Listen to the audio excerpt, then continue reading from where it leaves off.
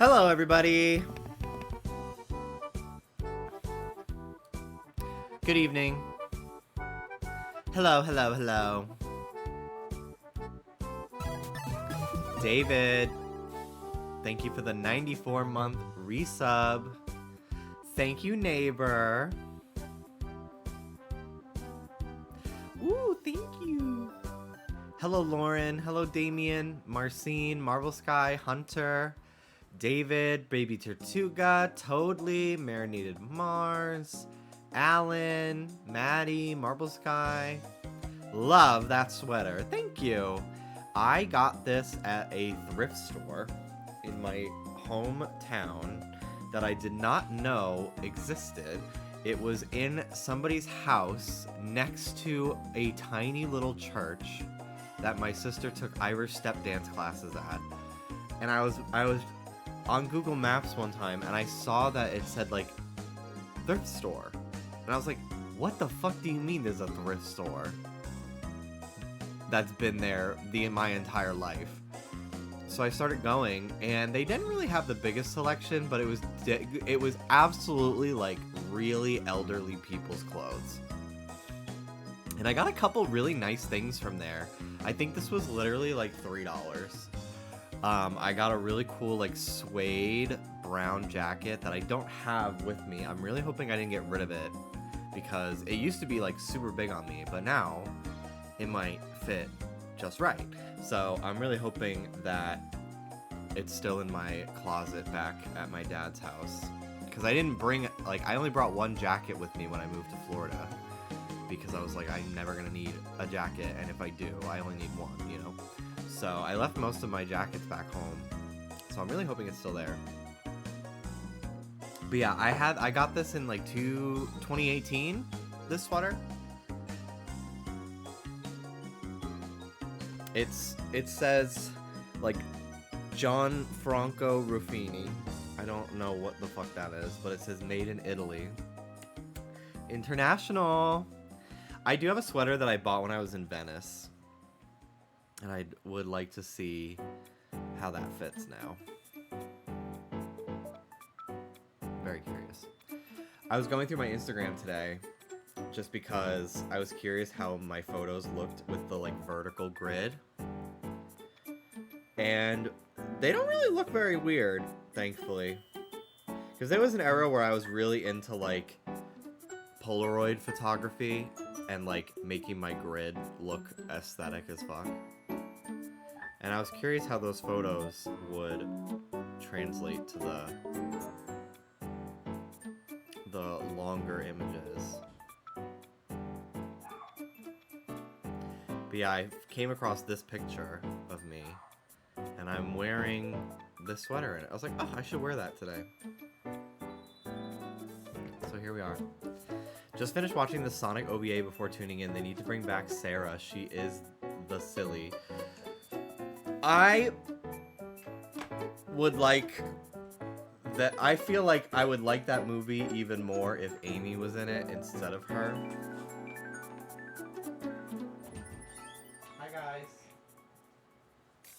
Hello. He wants to get got. I got you. I got you, little man. Scoop.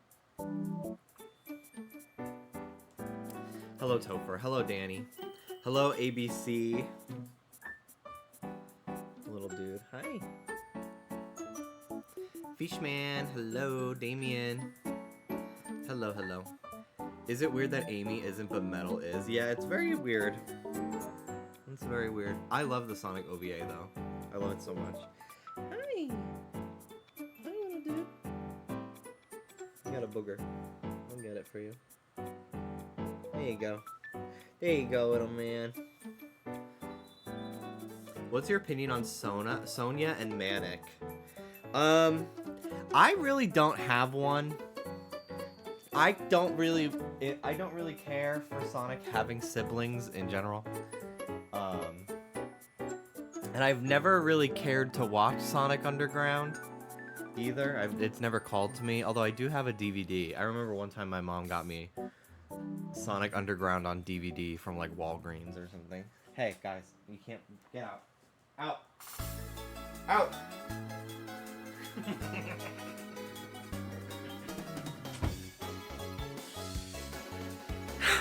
When I tell him to leave, he like goes on his back because he wants to get picked up and carried out.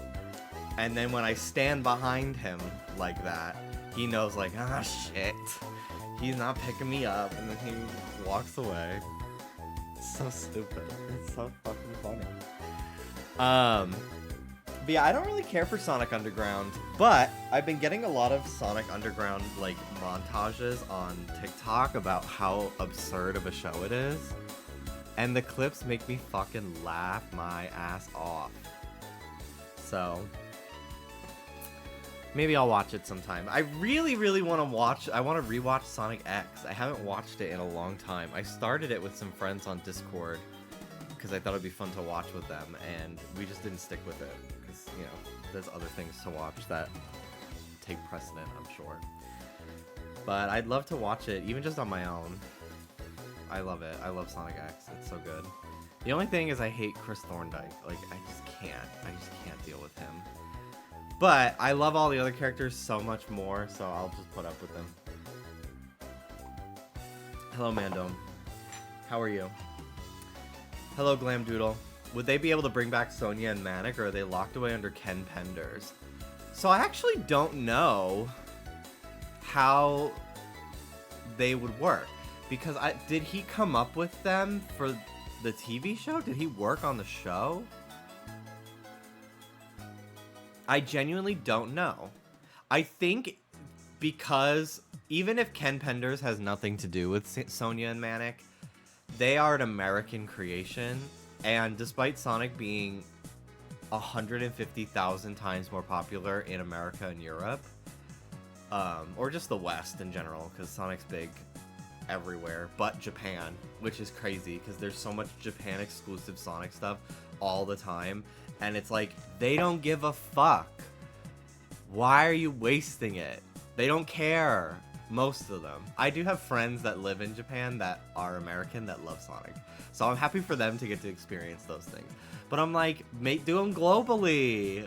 Not as many people care over there. It's wild. Alas, it is what it is. But yeah, they are very weird. If anyone has no idea what the hell I'm talking about, Sonic, there was a Sonic show in the 90s called Sonic Underground, where Sonic was separated at birth from his twin sister and brother, Sonya, the pink one, and Manic, the green one. And they form a rock band to try to find their mom, who like hid them away, and I think their mom's like a queen. I'm gonna play the opening because the fucking opening is hilarious. Also, all three of them are voiced by Jaleel White, which is so funny to me because like his Sonic voice is pretty good, and then he's like trying to do a different voice as his Manic voice, but it still sounds like Sonic, and then his Sonya one is just it's ridiculous.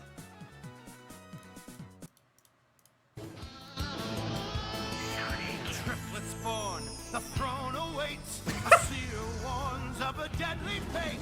Give up your children, separate. Bide your time, lie in wait. Sonic Underground, Sonic Underground. They made a vow their mother will be found. It's so weird. The children grow, learn what's right. Leaders of the freedom fight. They seek their mother, she knows they do. Is it time? If she only knew. Will the prophecy come true? Sonic Underground, Sonic Underground. I long for my children, but I have to wait. To act too soon could seal their fate. They made a vow their mother will be found. Sonic Underground. I really do not enjoy the aesthetic of like this like mid 90s American Sonic, because it's just so fucking like dark, and like I just really do not like how it looks visually. Like they live like in, they just keep using this like everything is Eggman took over and everything's metal kind of aesthetic for like every fucking thing they ever did in that era. And it's just like, it's so weird. Eggman looks fucked up in this. Robotnik, excuse me. He looks fucking insane. Who was that diva? This is Sonic and Sonia and Manic's mother. I guess she's like a queen or something. I don't know. Knuckles appears in this show.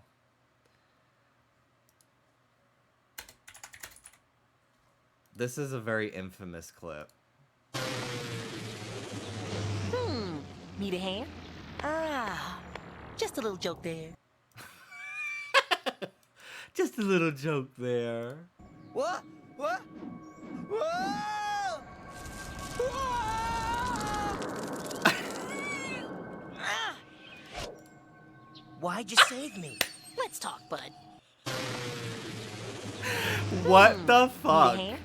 Ah, just a little joke there. What? What? He gets huge.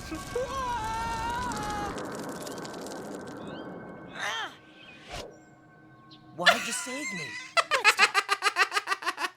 This is so fucking absurd looking. It's so weird. But yeah, Sonic Underground to me is like peak like 90s Sonic visuals for like American Sonic, and I just don't like it visually at all. Yeah, that's it. That's all I had to say about it. I'm kind of a hater. I just vastly prefer, like, I guess it's because I grew up with, like, Sonic Adventure 2. So, like, and, like, Sonic Heroes. So, to me, like, Sonic visuals are more akin to, like, Y2K, Jet Set Radio vibes, and, like, hyper colorful mushrooms and loops, and, but also, like, urban cities that literally are just San Francisco. Like, that's what, when I think of like where Sonic exists, that's what I think of. So when I see Sonic in this like robotic Dr. Seuss-esque environment, I think it looks fucking weird. And I don't think Jaleel White is not a good Sonic voice actor. But I didn't grow up with him, so I don't have any nostalgia for it. So, yeah. I actually think, so for the longest time, I really honestly like every single Sonic voice. I think pretty much all of them are great in their own way. Like, Roger Craig Smith is really, really great. Jason Griffith was clowned on for so long when I was like a little kid. Like, I remember like so many people making weirdly parasocial rant videos about him. But I don't get it because he's great. He has great comedic sensibilities as well. Ryan Drummond is like the first time I ever heard Sonic speak, so like that to me is like super nostalgic in my head. But I gotta say, I didn't really keep up with it. I didn't watch the third season, but Sonic Prime on Netflix, Sonic's voice actor in that, I think might be my all-time favorite Sonic. Some of his lines were like corny as fuck. Like, they really lean in on the like Sonic's catchphrase being "gotta go fast," which I can't stand. But the actual the actual performance is so good. I think he's really, really good. I did not realize I didn't put my music back on. It felt so awkward. All right, we're back. More Esper. I should go turn the air conditioning back on because I am wearing a a knit sweater today.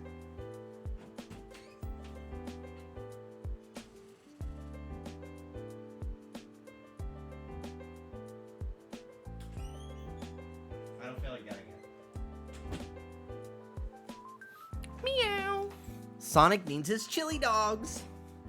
That's another thing that, like, the entirety of my youth growing up with Sonic, for like pretty much all of it, they never fucking, none of the games that I ever like formatively became a Sonic fan because of ever did anything with the chili dog thing. So even as like a middle schooler, I like rolled my eyes. So I was like, this is some like cringy 90s kids type bullshit that I hate that this button is tied to the power button.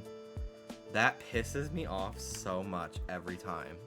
That's so annoying. I wonder if there's a way I can change it in my keybinds. I really don't know. But whatever.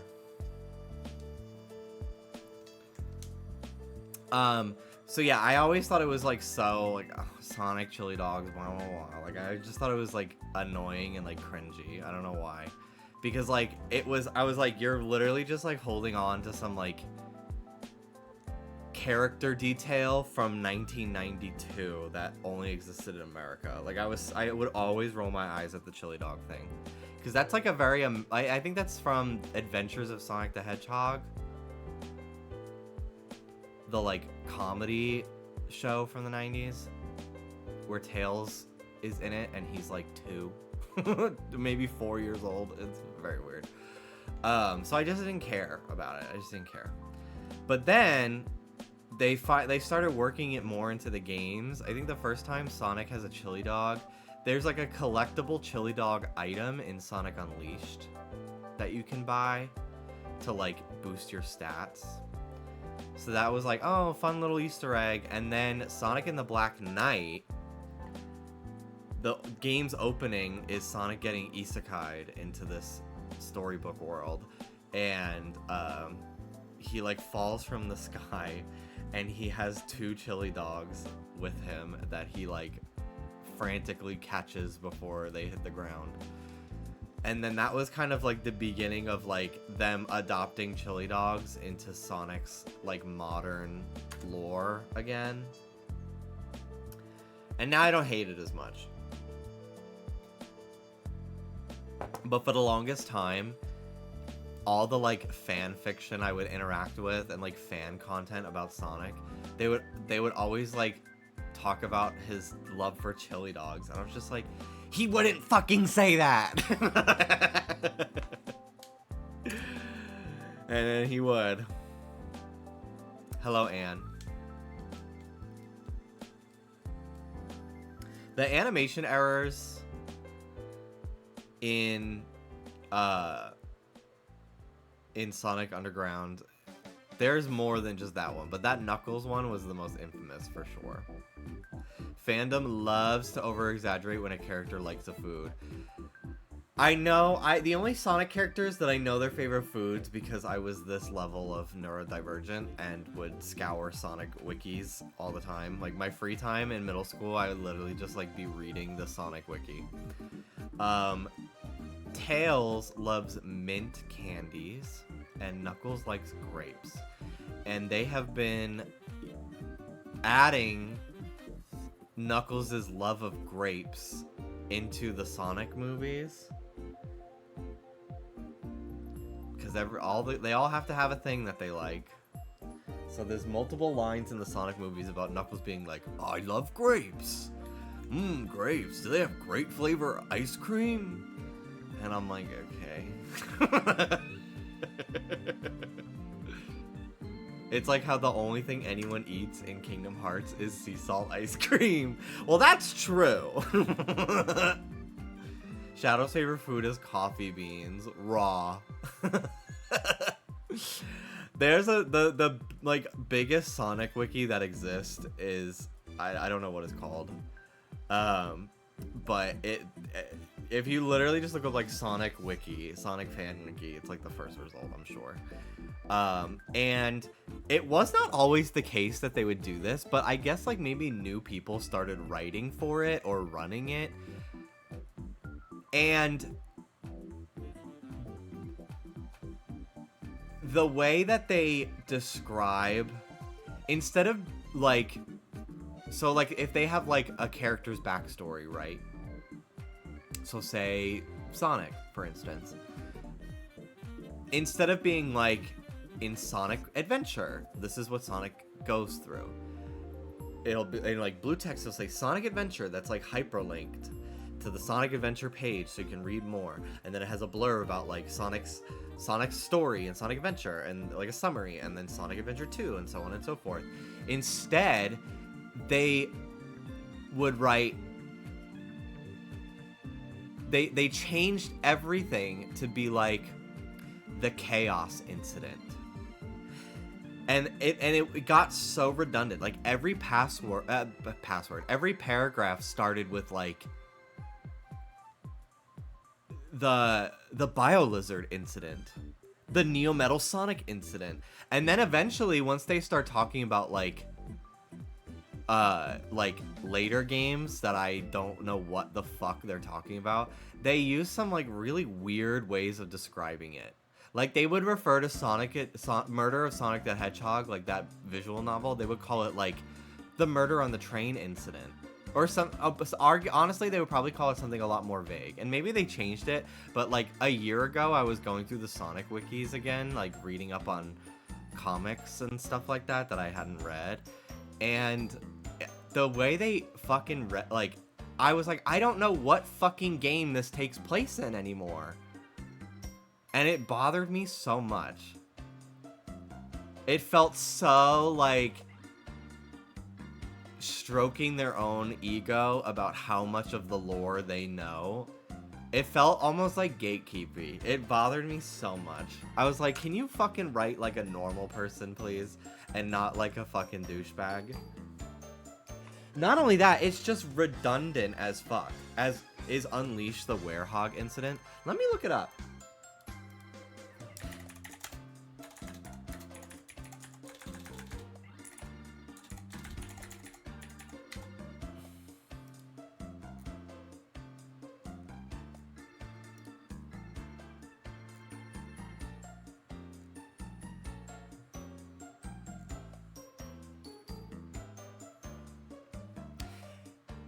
I imagine most of the art, the pages are written by different people.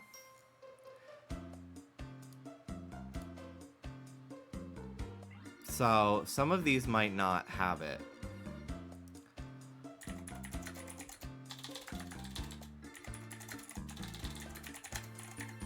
But I imagine they would call it like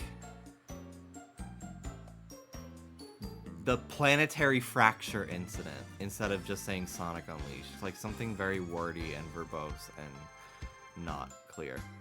Here we go. Here we go. So I'm on Sonic the Hedgehog's wiki page. Past. Sonic was born June 23rd on Christmas Island, blah, blah, blah, blah, blah. Present. At the start of the Death Egg saga, Sonic learned that Dr. Eggman had blah, blah, blah.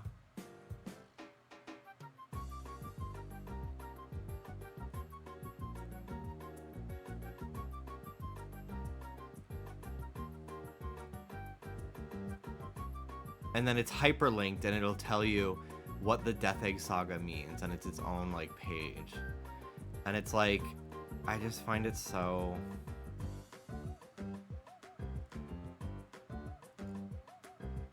that was what it is. It's not incident, it's the word saga. Like the amount of times, let me do Command F saga. Wow, only this page is literally only written once. But I remember like reading about certain characters. Maybe Tangle. Maybe if I look up like a comic character.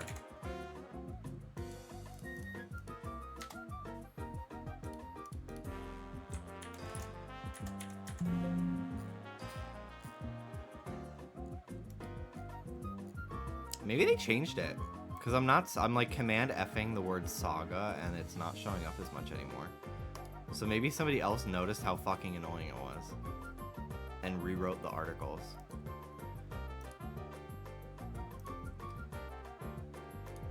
I willed it away. I did, because I absolutely ranted about this like a year ago. Like, this is not the first time I brought this up.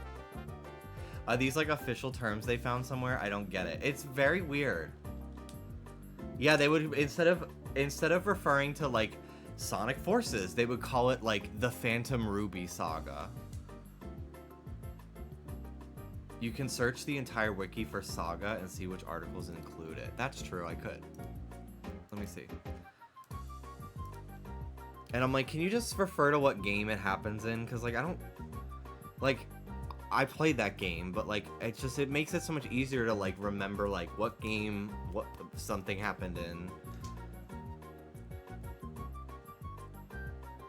Or, like, what comic issue. Like, what issue number it happened in.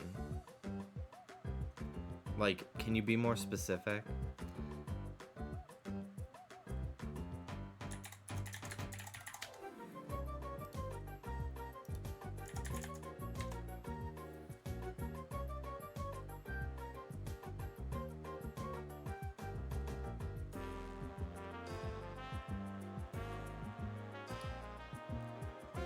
Unfortunately, looking up Saga on this wiki is not helpful because there's an entire graphic novels series called Sonic Saga Series, which I fucking hate that because saga and series mean the same fucking thing.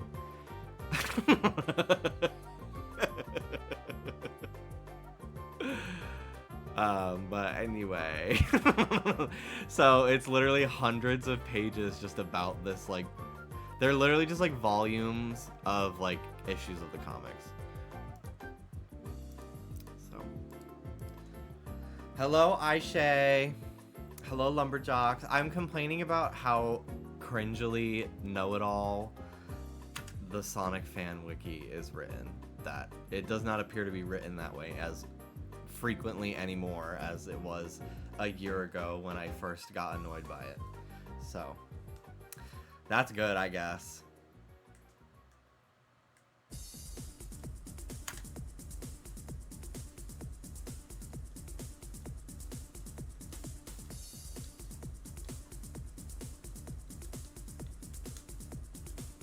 I just love to complain. Damn. Like, Jesus, all I fucking do. God love it. I'm excited for the Joella saga tonight. Me too. Why are so many people crying? Normalize being negative for no reason. Actually, yeah, you're fucking right.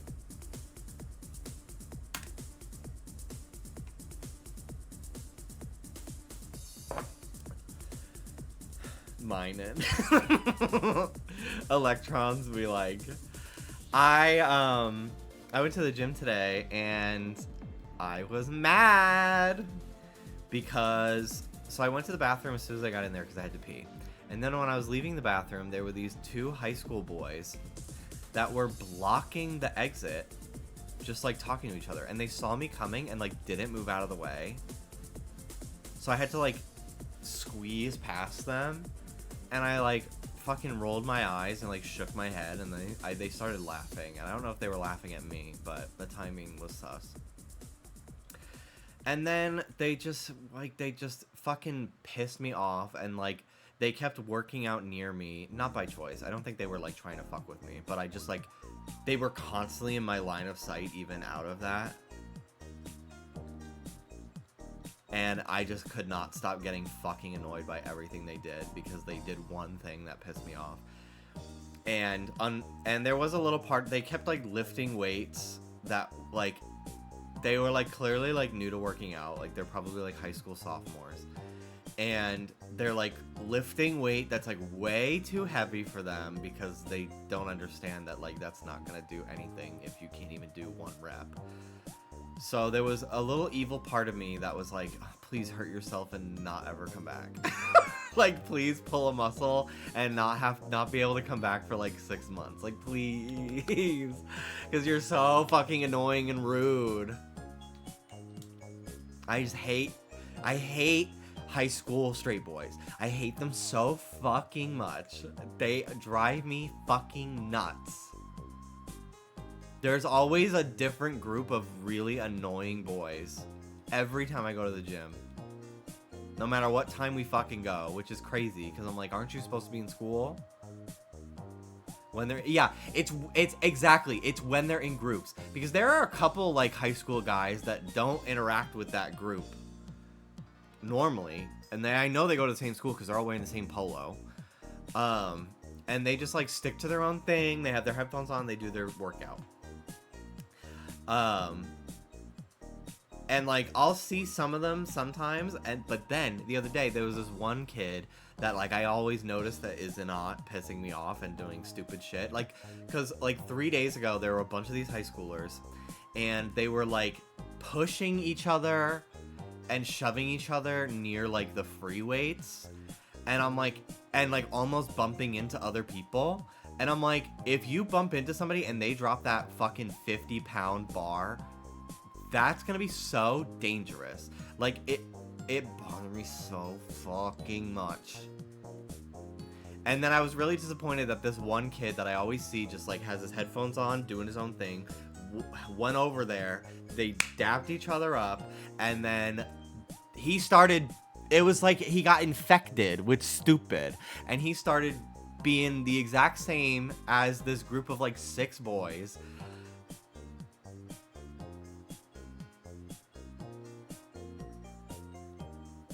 If you pay me $300, I can get them hexed. Okay.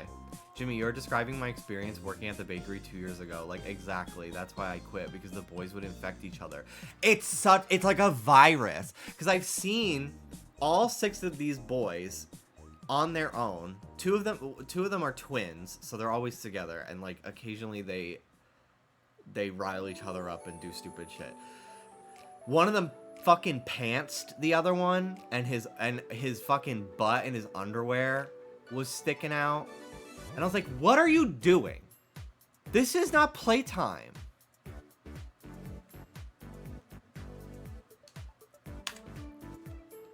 It pissed me off so much. I was like, you're just such a nuisance. And then they just like hog the entire area. They take up like 2 whole benches when nobody's even sitting on them to use them. And it just makes it so much harder to get anything fucking done. And then if I can get anything done, they're in my line of sight, and I'm just getting angry at them because they're fucking annoying. My brain also like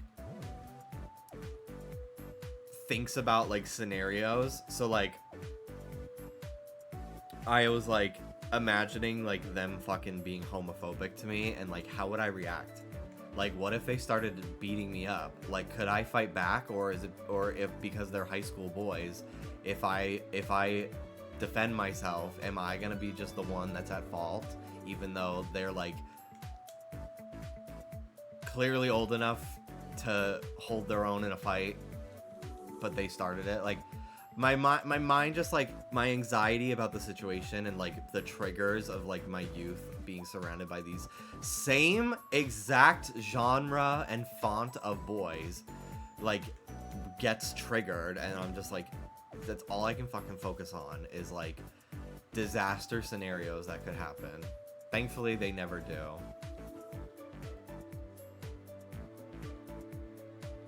At least that I can hear, because I always have my headphones in. Boys must work alone and never together. Male loneliness is a myth. Like, literally, though. Like, sorry. It's so bullshit.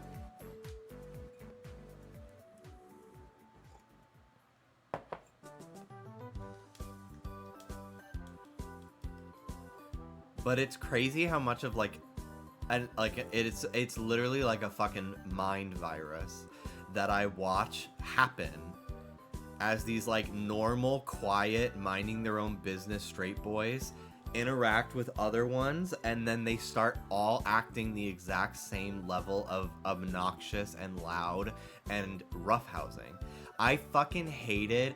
I literally I stopped hanging out with some of my friends in middle school when they all got into wrestling with each other, because that was literally the last thing I wanted to take part in. And it was so weird because like they never growing up did anyone I know like to fucking like roughhouse and wrestle and shit like that. And then randomly in like when we were all in like 6th grade, that's all they wanted to do was just fucking wrestle all the time and watch wrestling and talk about wrestling. And I would just be like sitting on the couch like trying not to get kicked in the head by a rogue foot. And I'm like, I'm trying to watch a fucking movie that we all came over to watch. I have wrestling bigotry, I guess. That I don't think I'll ever care to get over. I have a terrible long story about high school boys when I worked at a gym when I was 25. The infecting with stupidity is so real. It's actually so fucking weird that it's like a noticeable phenomenon.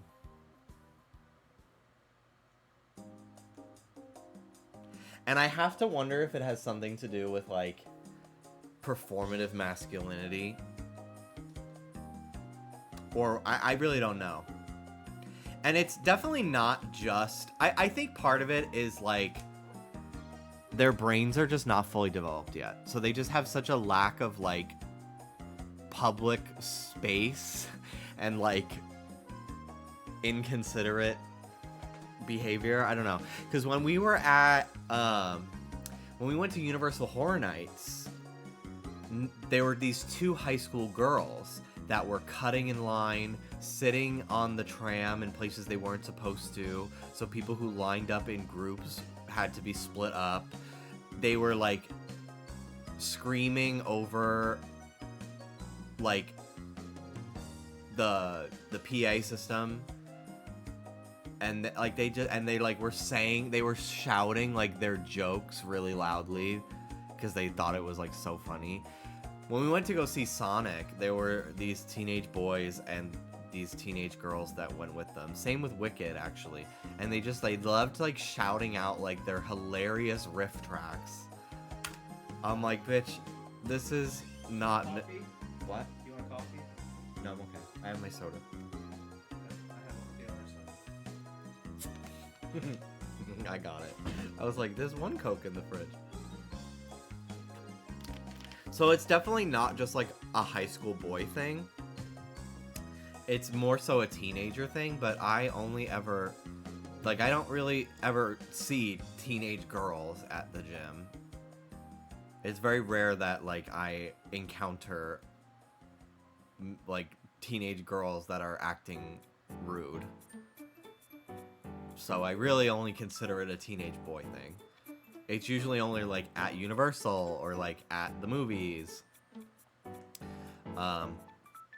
And most of the time, it's because they're with teenage boys who are also acting that way. And I feel like it infects them as well.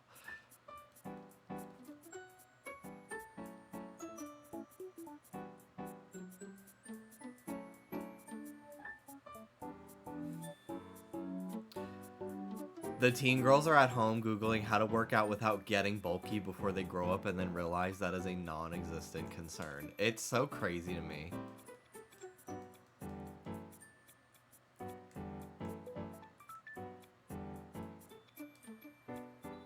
It's like, that is such a, like a genuine concern of so many like teenage girls and women that I've noticed. And I'm like, that's just not how your endocrine system functions. It's not really gonna happen for you.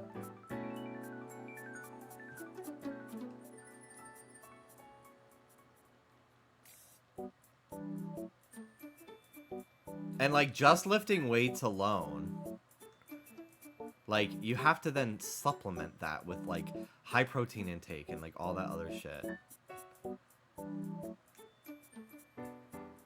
So, like, just, like, doing squats at the gym or, like, lifting a dumbbell is not going to get you bulked if you're not trying to do that. Like, even men have trouble doing that. And they actually produce testosterone.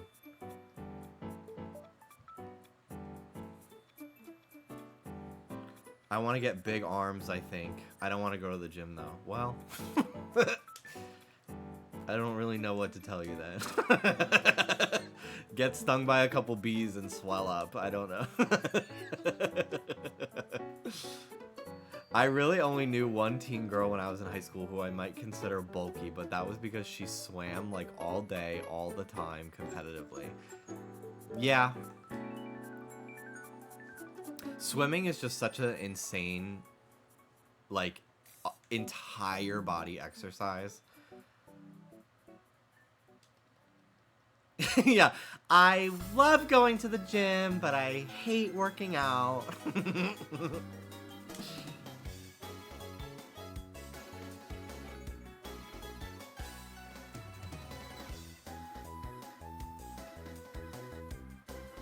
I was a petite middle school girl with a sleeper build 8-pack, competitive gymnastics. That's so funny. Happini from Pokémon. Being a tiny little pink little baby that can lift a boulder.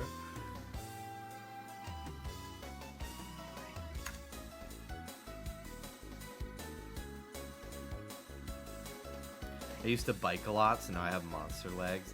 Dallas, despite not really training his legs like with weights, he's got a nice perky booty from... He used to ride bikes all the time when he lived in Florida. In Orlando specifically. Jacksonville did not really have as many great bike trails. But he was biking all the time. He would always be texting me on a bike ride when we were long distance and stuff. And he does the elliptical like every day.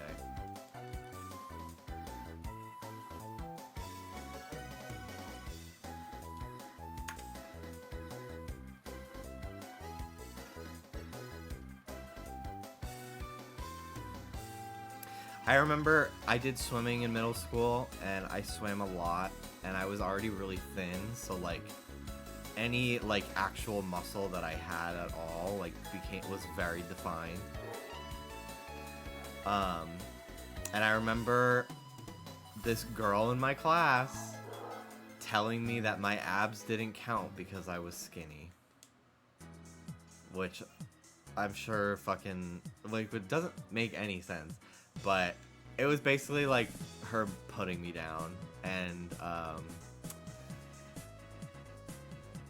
didn't really help my burgeoning complexes about my self-image that would only reach a breaking point in my early 20s. Pretty much anything that a middle schooler says should not be listened to. Yes, but it's difficult when you are in the same grade and... like, you don't have that clarity. Like, I don't think if you even asked them as an adult what they thought that meant, that would have an answer for you. Well, duh. Like, yeah.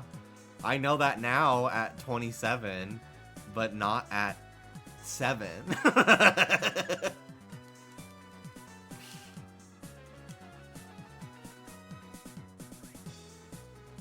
Today I was thinking about, because those high school boys were pissing me off, I was thinking about that one time when I was a senior, this kid Andres came up to me out of nowhere in the hallway and squeezed my arm, and in front of everybody was like, just as I thought, nothing there.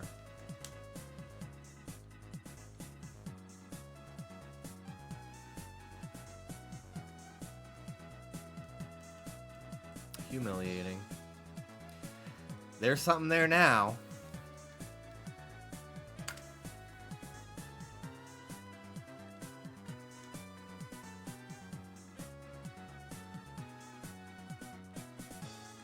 One time I overheard a kid in my class call me creepy, and it destroyed my self-esteem. That really sucks. I'm gonna start a new prediction, if anybody missed the one from yesterday.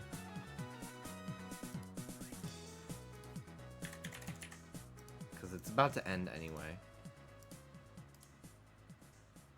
I wish that they didn't end and you could like reopen voting every day. I hate that most of the people who were mean to us as kids probably don't even remember saying / doing it, but it's a permanent memory.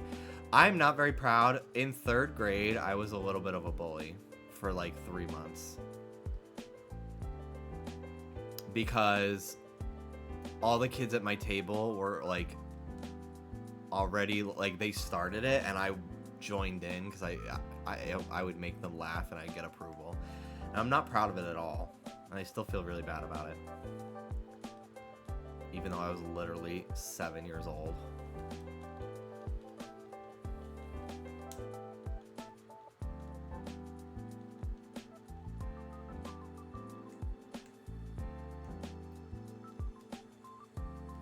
I don't really, it's tough. I try not to like hold grudges about like people who were mean to me as a kid. It's more like I'll talk about it a lot. And Dallas will sometimes like roll his eyes. He's like, why are you still letting it bother you? And I'm like, I'm not. It's just like shaped me into who I am now. So it's like important backstory, you know? It's context.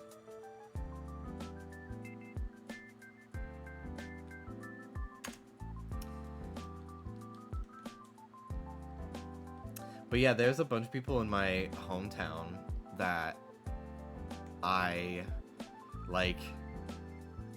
kind of like roll my eyes whenever I hear about them from like my sister or whatever, just because like they were not kind to me growing up. Typically it was like in a homophobic way, and it like really fucked me up for a really long time, like well into like high school, like middle school, high school. And like I'm over it now, but like not exactly gonna, it's like if I ran into them, it's not gonna exactly be the most chill normal situation. Like I'm gonna be awkward because I'm just thinking about it. Like I feel like I don't know, I feel like unless it happened to you, it's hard to like understand the like long-term fight or flight that it develops in you of a certain person. Like there was this one kid that was like not very nice to me, and then one time I ordered pizza and then I opened the door and he was the delivery guy, and I was just so like hi, and like I could kind of tell that it was recent and it was like close enough to like me being a middle schooler. Like I was maybe like 19, so like and it happened when I was in like 7th or 8th grade, so like probably remembered because it was only like 5 or 6 years before that.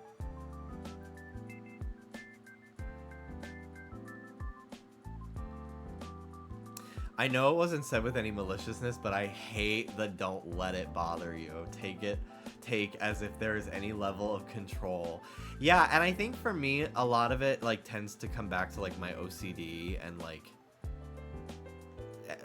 shit like that. Like the rumination is really difficult for me, and I relive the experience over and over and over, even if it wasn't necessarily like super traumatic, but I relive it over and over in my head to the point where like it becomes like a core memory, and it fucks with my sense of self-esteem and stuff like that. I mean, I literally just ranted the other day about like shit that adults said to me when I was a YouTuber, when I was a high school aged YouTuber, and like how much it fucked me up for a really long time. And like nowadays, like I'm at such a level of like I'm pretty like deep now into my 20s that I like feel not fully realized, because you're always learning new things about the world and yourself, but I have such like a level of understanding of myself and my life and the world now that I can really look back and be like, holy shit, like fuck those people, like they're monsters. But yeah, I don't like hold many grudges. I'm very honored to be in the presence of so many Locals!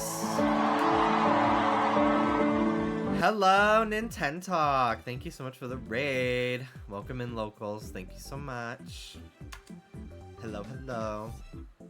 We're talking about high school straight boys being the most obnoxious people at the gym, which then led to talking about getting bullied as a child, and that's where we're at. But yeah, I tend to I don't really like hold grudges towards people that were like homophobic to me as a kid, because like they're a kid, like they don't understand that. It's really only like I kind of and even people that were not nice to me in high school, which was like pretty rare actually. Mostly just because I was so quiet outside of like my friend group that like I don't think people even noticed me in high school. But like aside from like a few instances where people were mean, like that, I only kind of I'm like, you're almost at voting age, so like your homophobia does like, I don't know if you've necessarily shaken it as much, but I like side-eye. I'm like, maybe college changed your mind. But like people who were like not kind to me on the internet when we were both adults, or when they were an adult and I was still a high schooler, I'm like, no, you're an adult acting that way. Cut the cord. We're done. Nope. I don't fuck with you. I want nothing to do with you. You're a freak. But yeah, there are some people that friends of mine, like that I grew up with, ended up like getting married to, that were not very nice to me growing up when we were little kids. And do I still despise those people? Absolutely not. By any means. But I'm not gonna not bring it up when I'm telling Dallas about it. Like, I'm not gonna not bring up the fact that they were mean to me, and then they want me to like go to their wedding. Like, I'm just gonna be like, this is the backstory of how I know this person, and it's like a little awkward, but not really. Like, you know, it's like just a weird situation to navigate.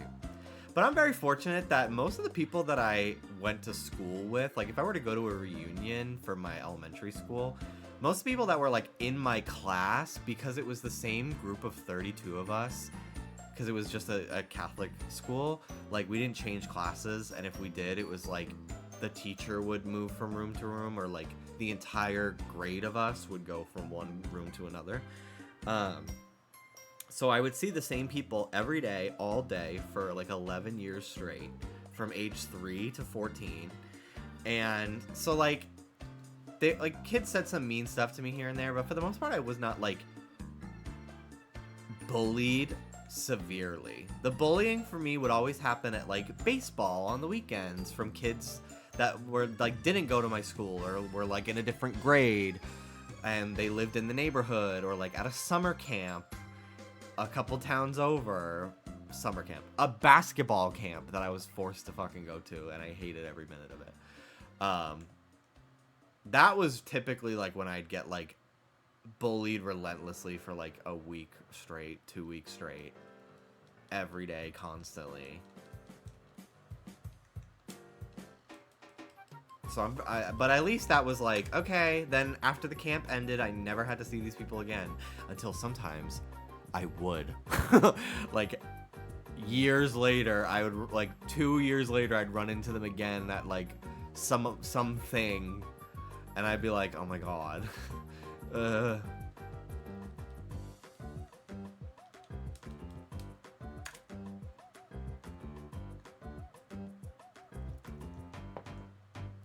Kid tried to bully me in middle school, but when he tried to beat me up, I just pinned him down. Turn out he was a vegetarian and ate 0 protein.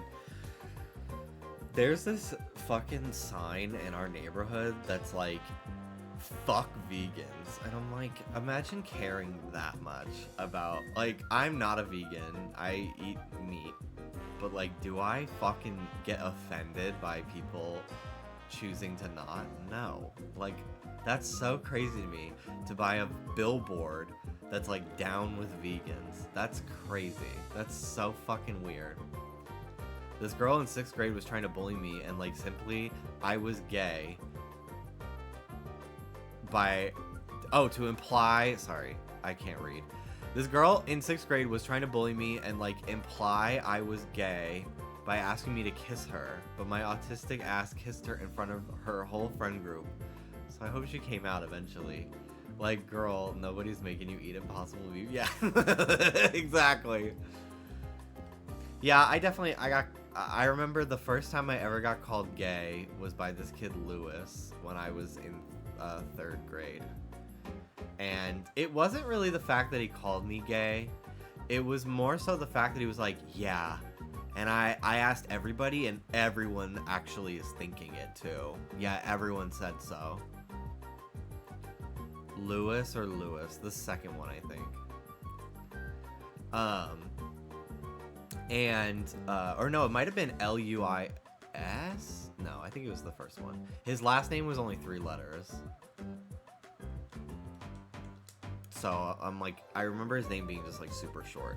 But I think it was more so the fact that like everyone had this opinion of me that I didn't understand. And it clearly seemed like a negative opinion. And it was like people I thought were like my really good friends in my class that like thought this about me. And like that's what made me cry. And then they called my dad and his mom to the school. And his mom was like, he just thought it meant happy. And my dad was like, oh, shut the fuck up. Like, fully like, your kid knows what the fuck it means. He's got an older brother who probably told him. Like, oh, shut the fuck up, bitch. Like, how dare you? Because, like, me and that kid, like, he came to my house a bunch of times, like, a year or 2 before that, when we were, like, in 1st grade. So, like, his mom knew my dad. Like, let's not try, like, you know what your fucking kid said. Don't try to defend your kid. If they did something bullshit, apologize on their behalf.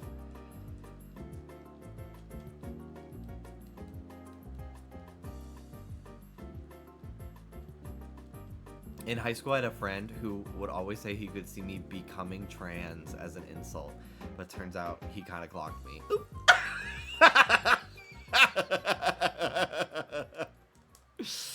That's crazy.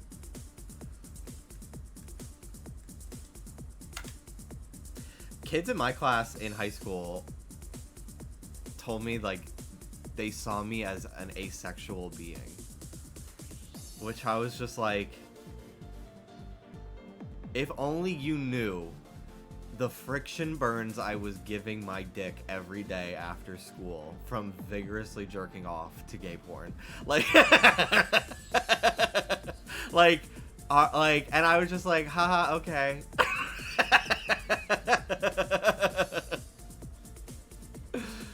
Like, what the fuck? Like, what?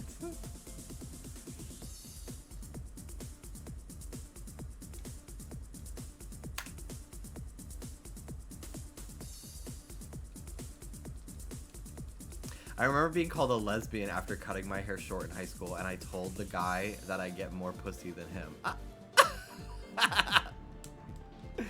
Gag it.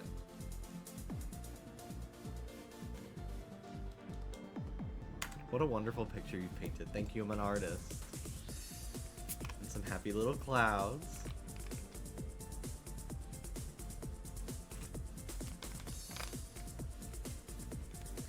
I used my rice cooker last night. I thought I didn't have any rice, but I actually did.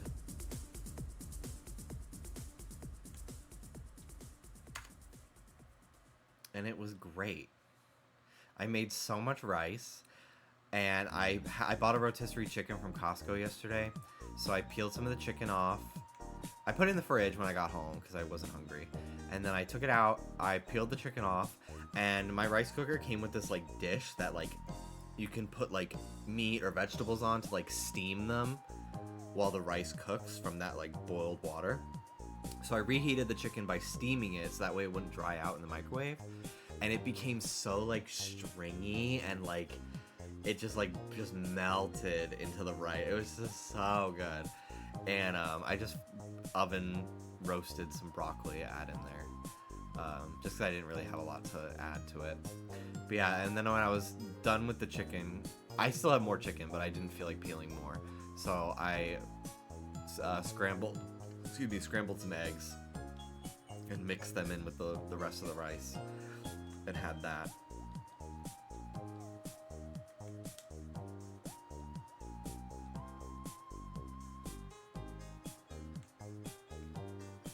But it was so good. I love it. I'm excited to do some rice cooker recipes that I've been seeing. I need to get better. I do wash my rice before I cook it, but I don't think I washed it nearly enough. Did you get a rice cooker that sings? I don't know. I forgot to set a timer on it, so I just kept an eye on it on my phone. I did see they had one random box that was not price marked, and it was that rice cooker with the elephant that I know sings. But I got a tiger one because that looked like they were actually selling them. But I really wanted that elephant one because I was like, I recognize that brand and I know it sings. But I got a tiger one because tiger was the only one that, like, it was weird. It was an entire section of just the tiger ones, and they didn't have another rice cooker section anywhere. But I think maybe this, like, Zojirushi, the elephant, is that what it's called? There was a box for that, and it was all fucked up and, like, sitting with the tiger ones, and it had, like, a shipping label to some woman. And I'm like, what is this? Like, did somebody buy this online and return it to a store? Like, this is so weird. So I didn't want to buy it because I was like, I don't know, maybe this is broken. So I just went with the tiger ones. Because I didn't know how much the other one cost. It didn't have a sticker. There was no label. It was just all tiger ones. But yeah, it was great. But yeah,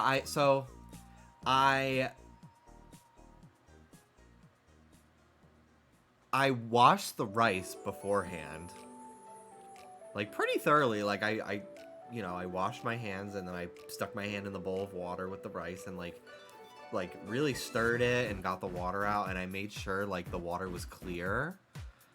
Mine was clear, no shade. And the rice was still, like, kind of sticky and mushy, which, like, it was still good, but it was definitely, like, a little sticky and mushy when I took it out of the rice cooker. Maybe it's the kind of rice. Yeah, I kind of just got, like, boxed white rice from Target, so maybe I'll get, like, a different brand. But yeah, I think I might have put too much water, maybe, or overcooked it. That was what Dallas thought maybe I did. But I bought like a strainer / bowl that's, like, specifically for straining rice. So it'll be easier, so I don't have to, like, make a tiny crease with my fingers when pouring it out of the bowl, and then some of the rice falls out into the sink. But it was just so easy to just, like, set it and forget it, and then come back in 20 minutes, and then my food was ready. Like, it was just so nice, and I was able to make so much rice in it. It was actually crazy. I made, like, 3 cups of rice, and I still have some left over.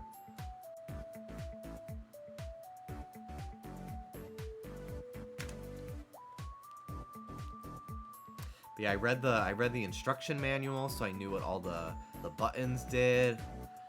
I was like, wow, look at me actually learning what my device can do. And it came with a little cookbook, which was cute.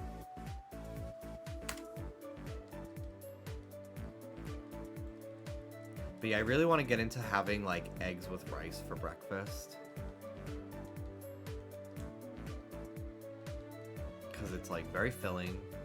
It did come with a little cup, and there are lines inside of the pot. It came with both of those things.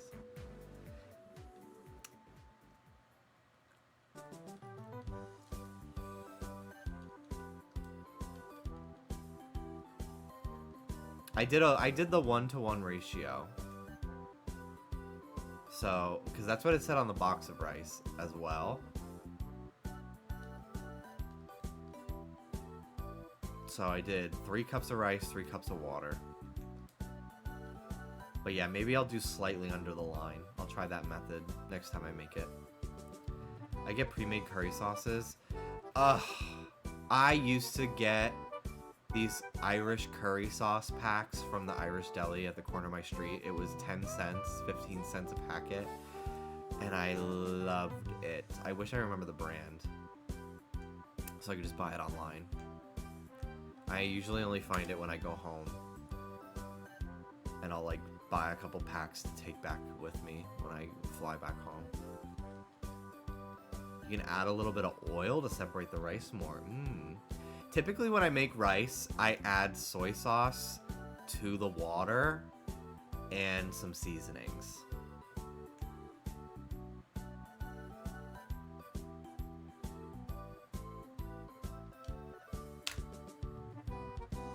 Let me look up the brand. Let me see if I can find it.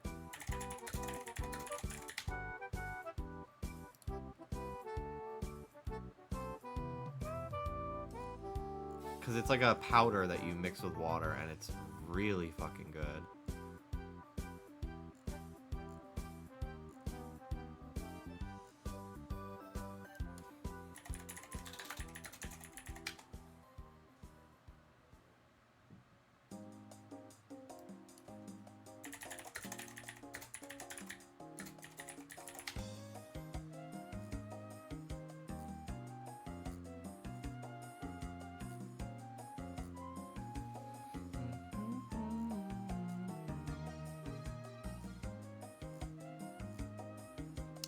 I looked it up on Google, but I'm not seeing the packaging.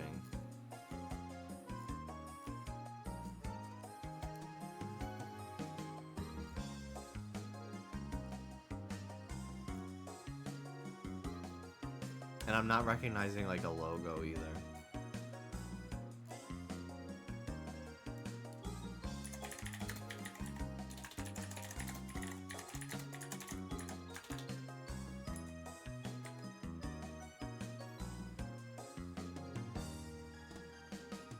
Is it not just Tiger? No.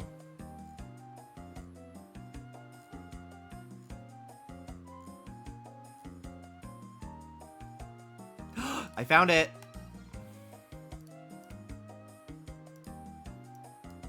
It's called Erin.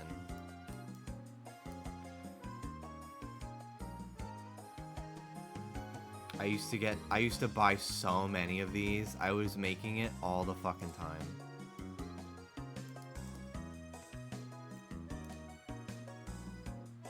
Just add water. It was so good. I would always spice it up though. I'd add sriracha.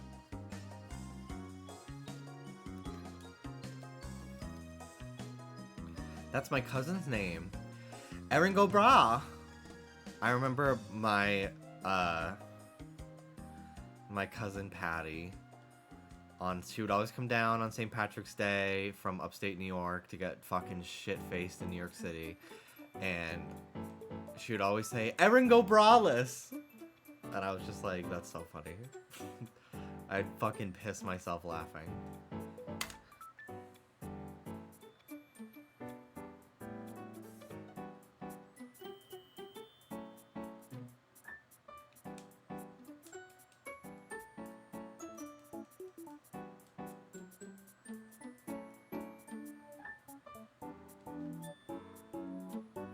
Sometimes you can add a little bit of oil to separate the rice more. That's what we did at my first job because we cooked a huge batch at a time. I'll definitely try that. Did I say that I add a little soy sauce? I was wondering if maybe that was like causing it to get sticky.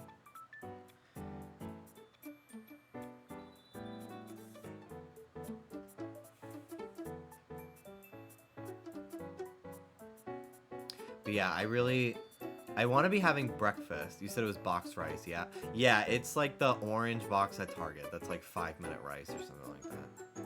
But it's probably the type of rice that I'm getting. Because it's like designed for a microwave. Then it's probably cooked already part way. Oh, interesting. You could buy a big bag of jasmine rice. It'll last a million years. Yum. I love rice. I fucking love it.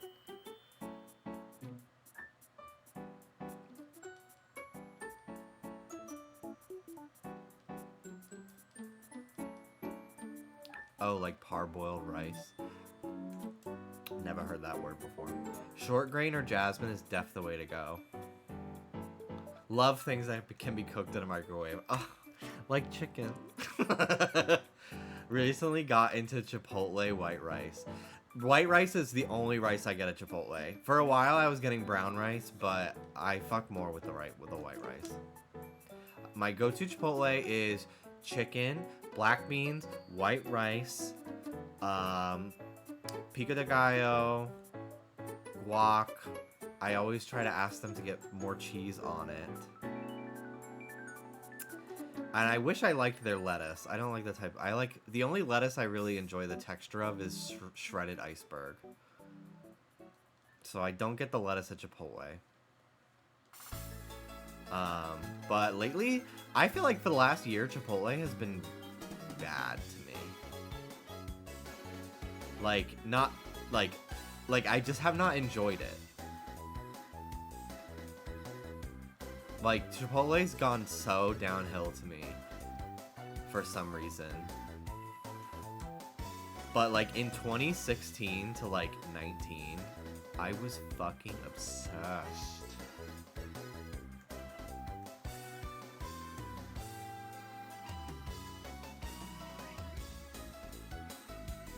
Can I hear your Garnet voice, please? I can't wait till I actually have a role in like a cartoon or a video game that's like out and people can interact with, and then they ask me, can you do your voice, please? So I can respond, that's what the cartoon is for. Hi, Alex. I love Qdoba. There were not really many Qdoba near me. There was one in Connecticut that I used to go to with my aunt because she was like, I like it more than Chipotle. And I do think I like it more. That was because, and also Qdoba offered queso long before Chipotle finally started doing it, and I don't really like Chipotle's. But I remember getting so excited whenever I'd fly to Seattle because the Seattle airport had a Qdoba. I was always so excited to get it on my way home. Which, like, beans before the airport, before flying on a plane sounds crazy, but I don't really get, I don't really, like, get the shits from, like, or the farts from beans anymore, because I just eat them so often. Like, Taco Bell, that shit does not fuck me up. Spicy food does not do that to me anymore.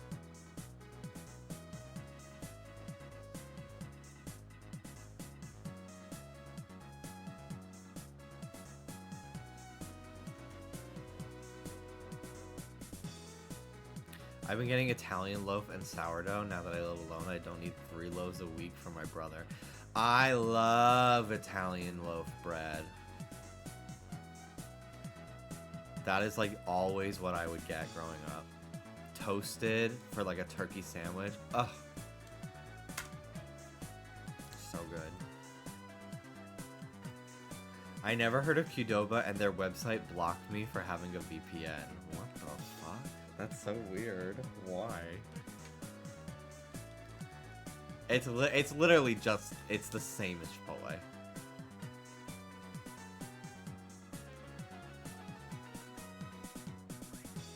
I have the anti-cilantro gene, cannot eat at any Mexican restaurant at all, because if they even touch cilantro, I can taste it.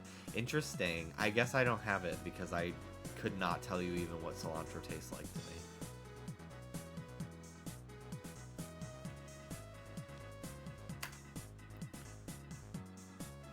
My mom has developed the cilantro soap gene, and I fear for my future.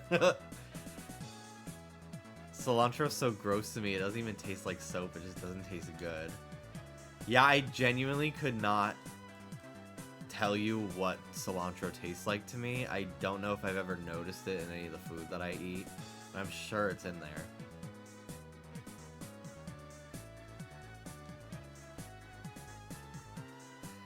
Like, if I straight up eat cilantro, it won't taste good, but cilantro rice is so yummy.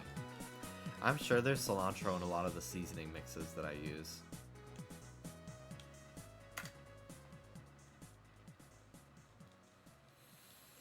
But yeah, I guess I don't have it. My mom usually puts parsley in her meatloaf, but I accidentally got cilantro one night, and instead it was a disaster. Oh no. I haven't made meatloaf in a minute, because for a while it wasn't cooking all the way through. And I'd have to cut it down the middle and then put it back in, and it was bothering me. So I haven't made it in, like, a year.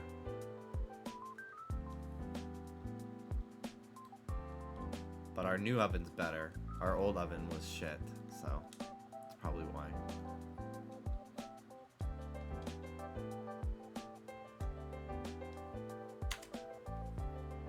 Have you seen the meatloaves that have a whole egg in the middle? Honestly, sickening. Okay, but like sickening into like, sickening, no? Or sickening is like, I'm gonna vomit. Because I think I would fuck with that. Sickening slash negative, okay.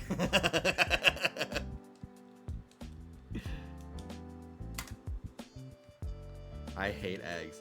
Damn. I'm very picky about eggs. I don't really like scrambled eggs that much. I prefer my egg yolk to be a lot runnier.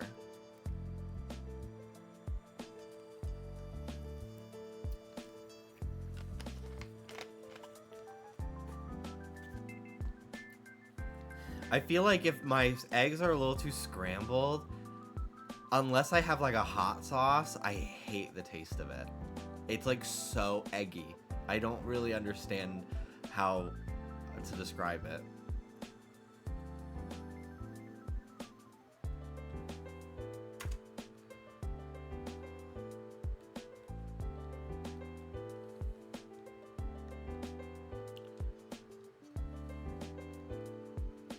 Thoughts on my coworker saying she wants to rescue a wild pigeon off the street while there is a bird flu happening. Crazy. Actually fucking insane. I literally, like, when we walk the dogs, I have my flashlight on because we walk them at night, so there are less people around for them to like bark at and like get startled by.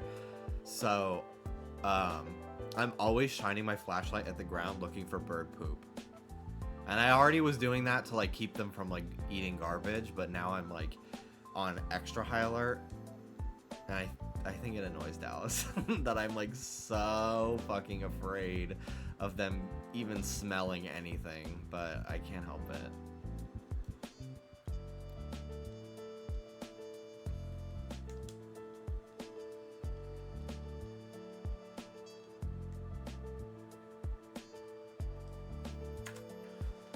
Unfortunately, my feeds have not been showing me bird flu related things since the fires in LA started, so I kind of am like not letting myself think about it too much, or else it'll drive me even more. Like, I was already stressed enough about the fires, so I was like, I literally can't even think about this bird flu stuff. Like, I just can't. I'm gonna just pretend it's not happening. I'm gonna exercise caution, but I'm not gonna spend every day thinking about it.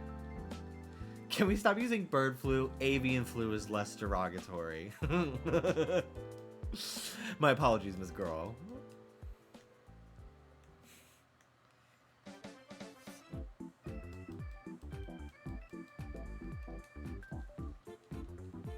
Miss who?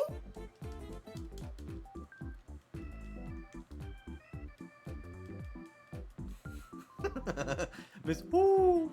Who?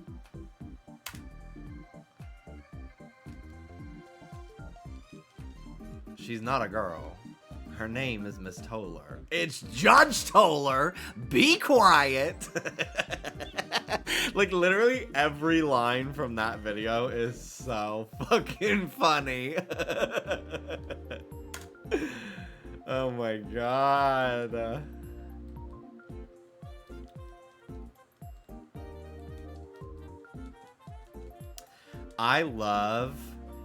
I think my favorite part about working on Not Loveline is writing the descriptions, especially for Patreon, because I could be a little, it's more explicit on there.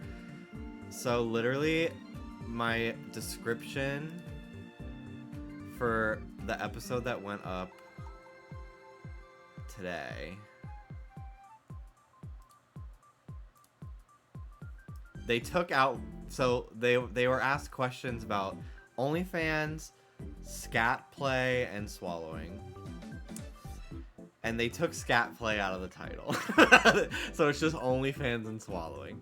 But the description is based on the questions that they get. So the description is, what's a girl with hemorrhoids to do when all she wants to do is fuck doggy style? Tana and Trish are back with an extended episode of Not Loveline this week. The girls give you the lowdown on what to expect when starting OnlyFans, how to enjoy swallowing more, and what are you supposed to do when he poops on you by accident? And then the timestamps. Call number 1, golden showers with a little bit of hail. A little bit of brown hail.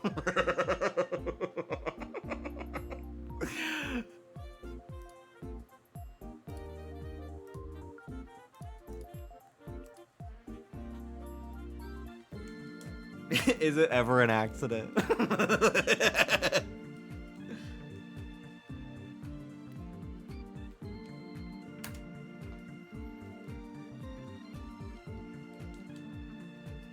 I love reading the comments appreciating the editing who don't even realize it's you.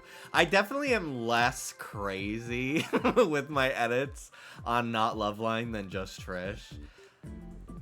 Just because it is a lot of people that like have maybe never seen something that I've edited before, because it's not just Trish's fan base, it's Tana's as well.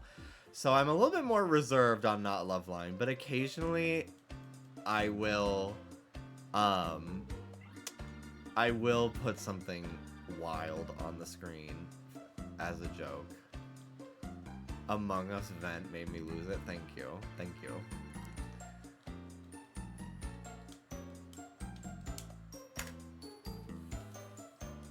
I remember when they were first starting Not Loveline, I remember seeing a bunch of comments that were like, please tell me Jimmy's editing, which I was just like, ah, if only they knew that I am. If only they knew.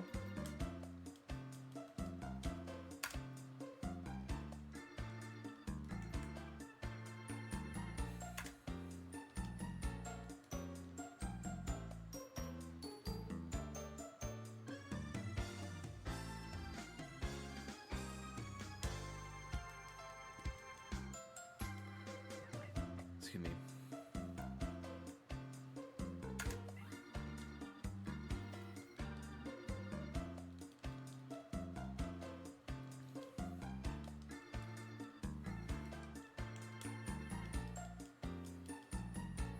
But yeah, they do more sex-related questions on their Patreon because they won't get demonetized on YouTube. Like in the YouTube version, I often have to like even bleep the word sex.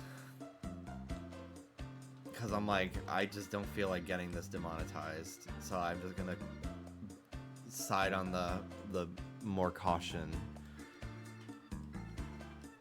side. I don't know what I was trying to say there. But I'm pretty like aggressive with what I censor. Just because I'm like, I don't want to have them like upload it and then I have to go back and like fix something because it got demonetized. I'm like, I'd rather it just not get demonetized. Have there been any calls you had to cut out? No. The only thing I do have to like censor. Sometimes people have a bit of a potty mouth in the phone calls, so I have to not just bleep them saying fuck, but I also in like the subtitles I have to censor it as well. And that's the only thing I ever really find like that I have to cut out of the call is like swearing. But they screen the calls beforehand, so their producer Devin like knows what is gonna get asked on the show and what isn't.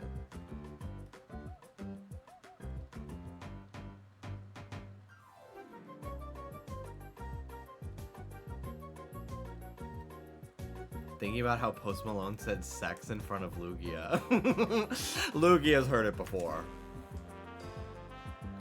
I was thinking about how age 14, I secretly brought my little Lugia to the pool, and when nobody was watching, I was playing with him in the pool.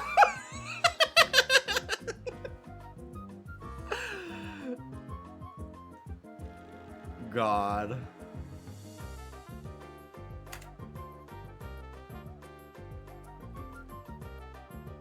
Everyone saw, girl. Yeah, but at least I was really short and had a baby face, so maybe they just thought I was a really tall, like, 9-year-old.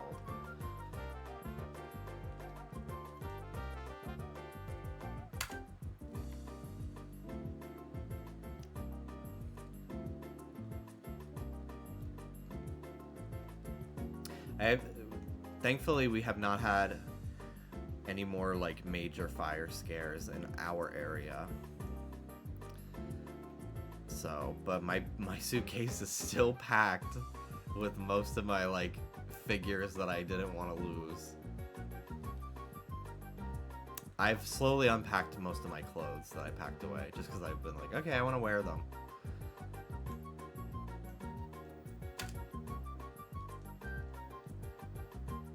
But I'm, like, nervous to unpack again. Little objects. Let's find one.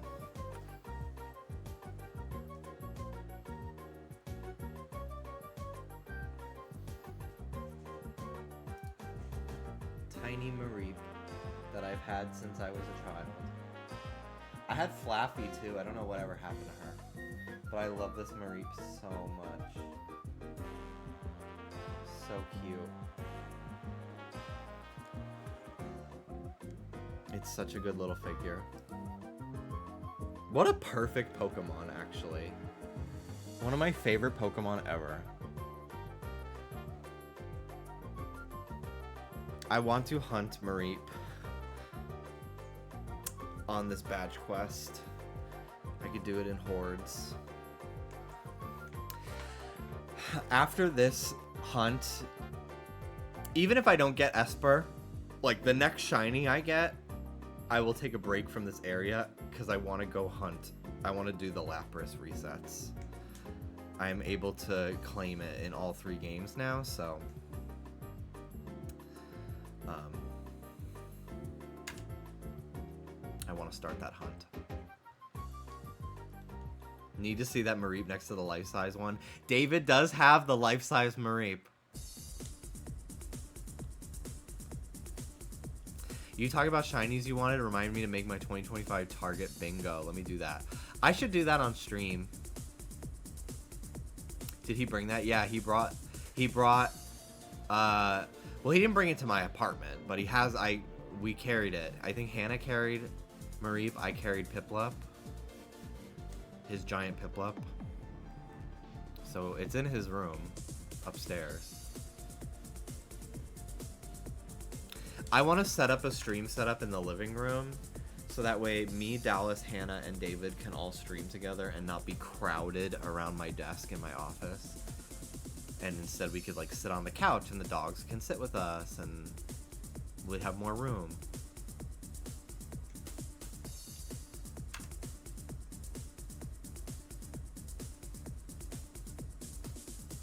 OMG, yes, and then you can vlog the hangout before and after. Vlogmas 2025. Oscar from Just Trish did Vlogmas. I was so excited.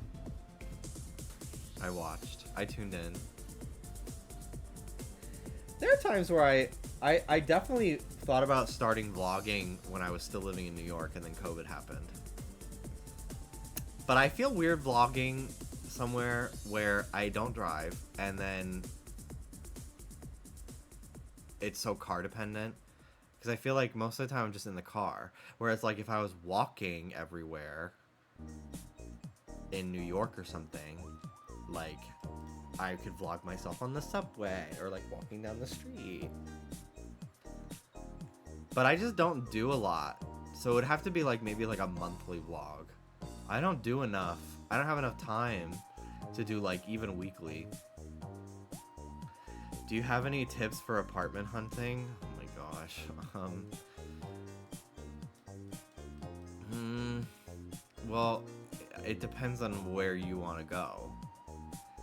Like, I don't really have advice for, like, apartment hunting in, like, fucking Idaho.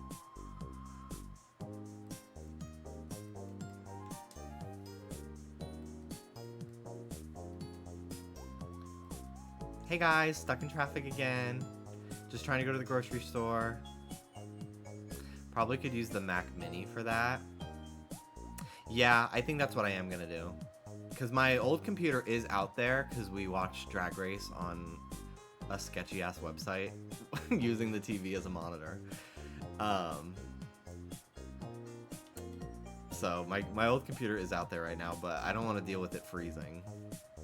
It's been so pleasant to not have to deal with that anymore. January faves, what's in my bag? Bitch, my bag is clear. They could see exactly what's in it. I remember the only YouTuber I really ever watched that did those types of videos was Conan Gray. Recently, I need to show this video.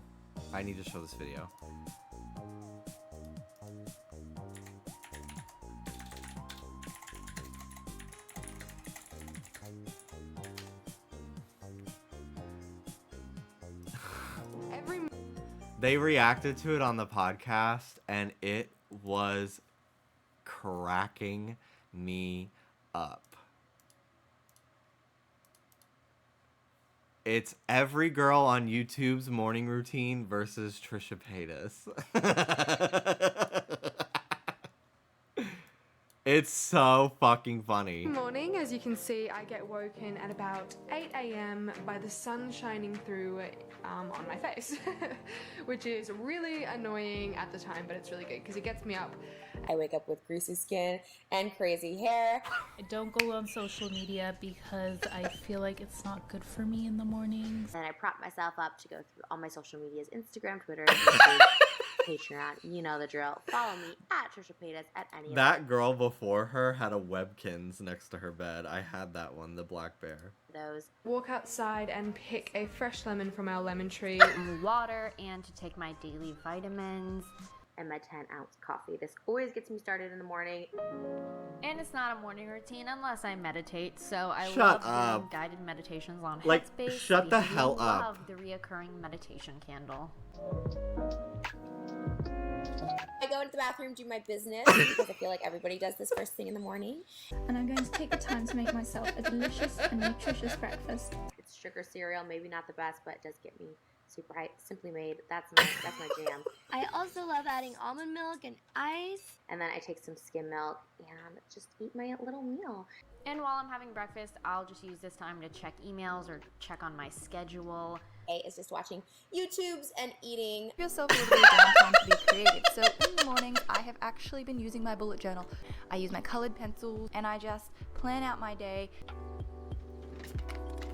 And then I will have some toast. Then I move on over to my whiteboard. You know, stuff like laundry, washing, things. Who the fuck does that? No one actually does Then I this. just finish up eating and kind of just take my time again. I was really having fun, really happy, really in a good mood. Then I just clean up just a little bit. But then it is time for me to go to Pilates. So I grab a banana and get changed. It is my favorite thing to do in This the world. machine I looks love it. insane. And then I eat some more, and then I catch up on the shows like Glee. It's just basically a wig at this point. Gets your face squeaky clean. I also love playing with my eyebrows, you know, just a fun hobby of mine. So, and then you start looking like this. Then I love to shower time. Anything that smells like coconut is my favorite thing. I use the Caviar Moisture Shampoo and Conditioner. I got the liters off of Amazon. It makes my skin really, really, really soft. Then I like to Q-tip my ears after a shower because I'm going to brush my hair and part it in the middle and just sort of pull it all the way to the back, just brushing it all the way down. I would just sit there and soak up the sun and just take a little bit of time to be really calm and relaxed. And I actually like to think of things that I'm really grateful for. I think starting your day with a little bit of gratitude will only lead to having a much more happy and positive day.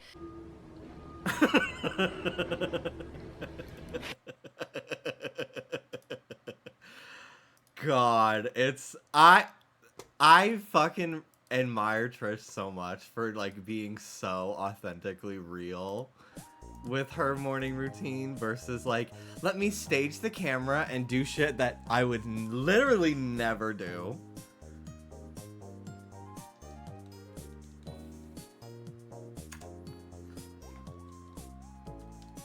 I used to watch Trish's videos back in the day, like when she was more into vlogging all the time.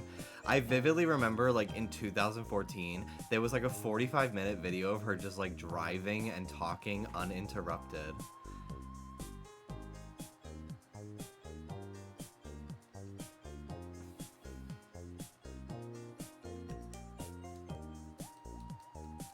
Like, no one was doing it like her.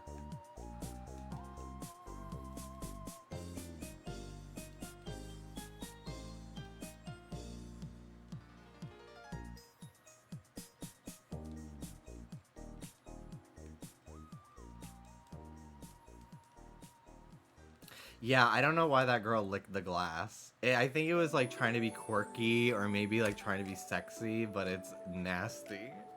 Like, that's almost as bad as like licking the sink or the toilet. Like, ew. Trisha's ASMR is incredible. Her prompts that she comes up with, POV, you're sitting next to the mean girl at lunch in high school. And she's like, looking at you. You're really eating that? No, excuse me. You're really eating that? Okay. It's so fucking funny.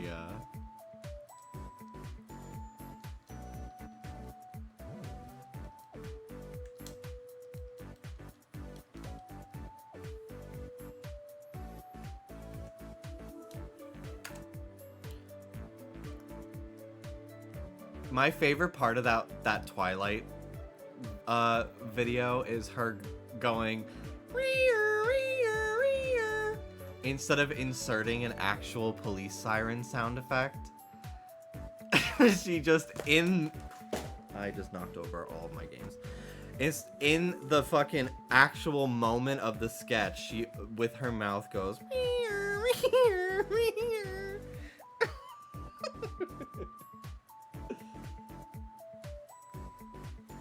They're fine. They're not broken.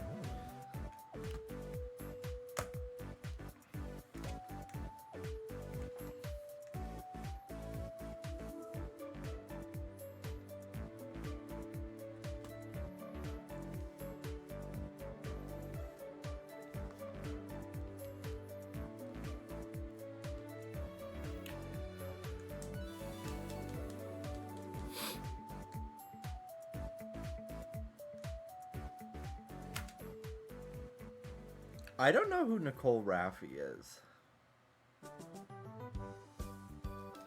I don't think I know who that is.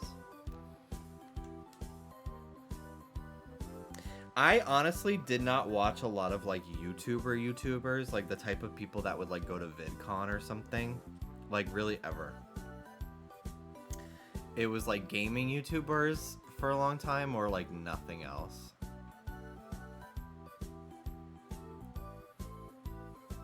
Except for like Trish. Mostly because I just found so many of the like YouTubers like cringy.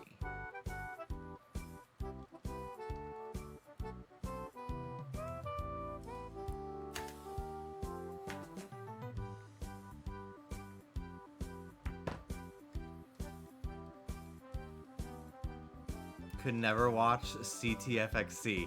Oh my god. Is that Charles Trippy? I did actually watch them for a while. Him and his ex-wife. Because I remember finding them because she had a 3DS. And I like found them because like the video was like her 3DS broke. And I like watched them for like a few months. Yeah, I always liked her more than him. But I did feel very bad. He like had like a brain tumor and he like had to get brain surgery.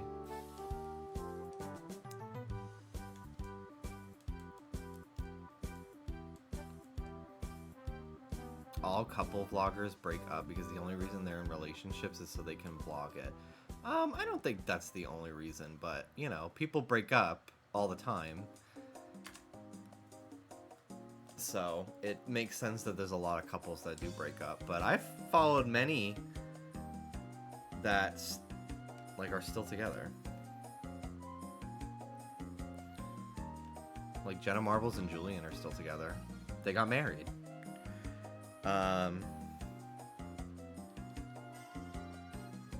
Would you try doing Street Pass with your 3DS in 2025? I did bring my 3DS to a Pokemon regional, and I only got one Street Pass. Which is crazy, because I saw a bunch of people playing their 3DSs. So maybe they had the wireless turned off?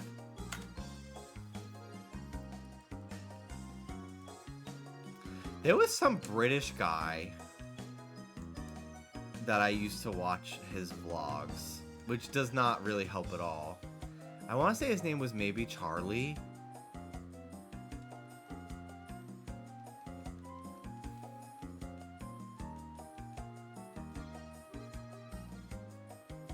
And I remember he had like a cabinet behind him with a tiny sticker, and people, and you could barely tell what it was, and people would always, and like finally he was like, I get so many comments asking what this sticker is. Let me show you. Could not tell you his name.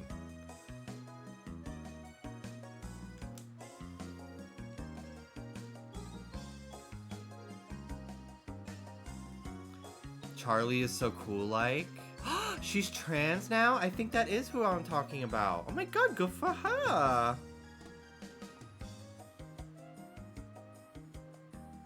Oh my god, it is. Work diva.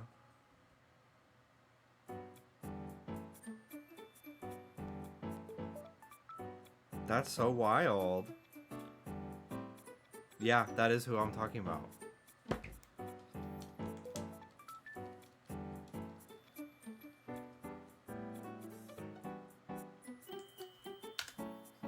There was, I don't want to say their name because I don't want to give them clout.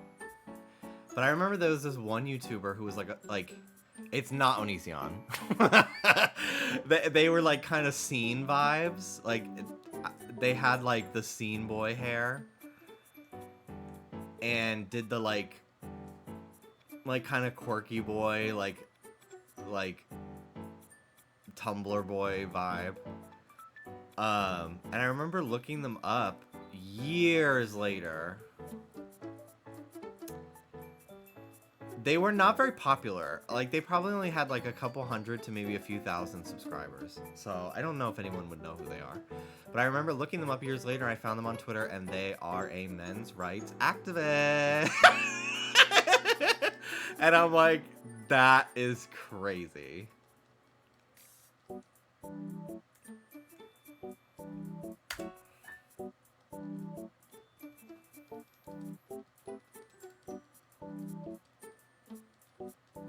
Deaf Anthony from Smosh. No.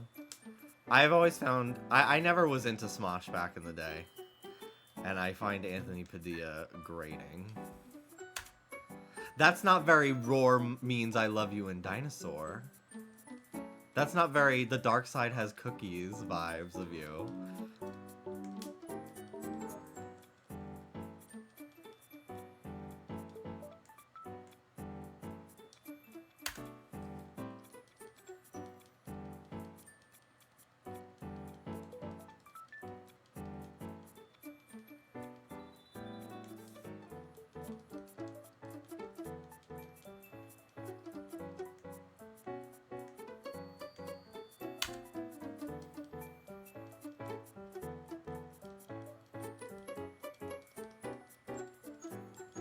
I never watched her videos, but I was always such a fan of Mamrie Hart. Whenever she would, like, appear on somebody else that I actually watched video or, like, a podcast, I always thought she was very funny. I'm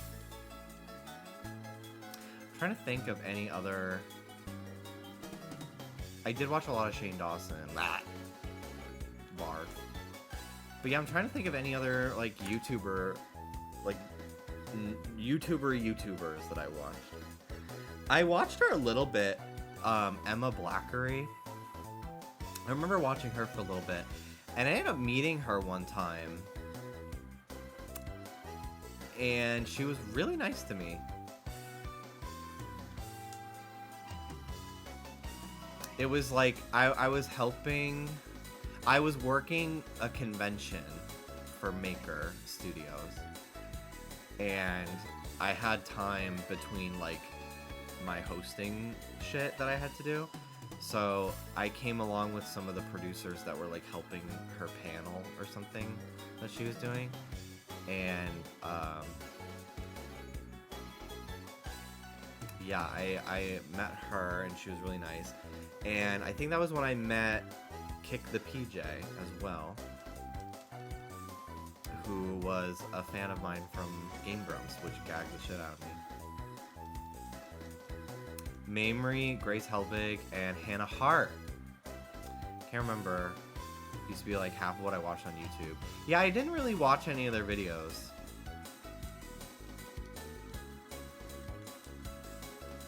But I always knew who they were.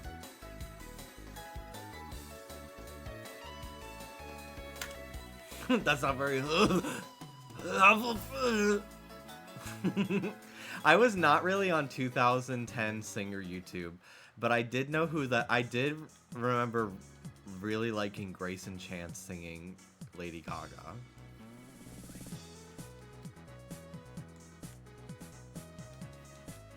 And I do remember, rest in peace, watching a few Christina Grimmie videos as well. That shit is just still so sad to me.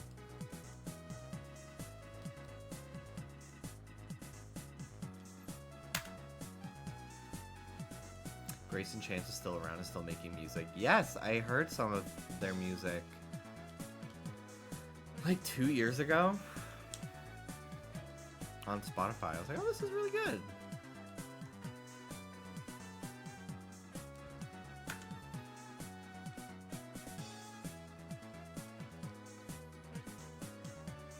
I never really watched Tyler Oakley's videos, but I watched him all the time on YouTubers React, and I always thought he was so funny. But I was like afraid to watch gay people because I was gay. So I just kind of like didn't watch his videos.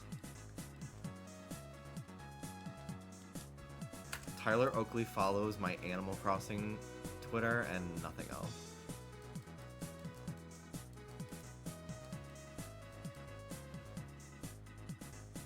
Which is hilarious.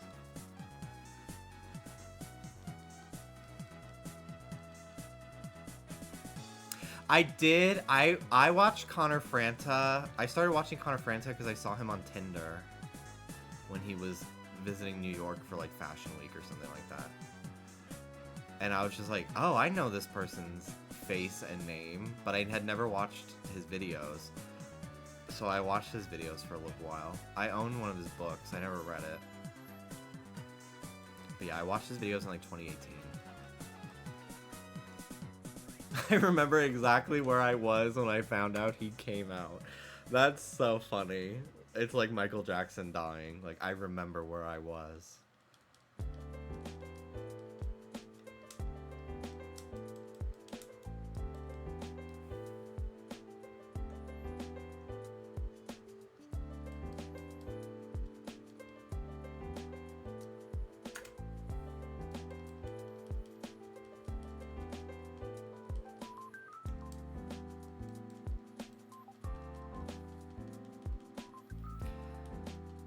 Tyler had an interesting evolution.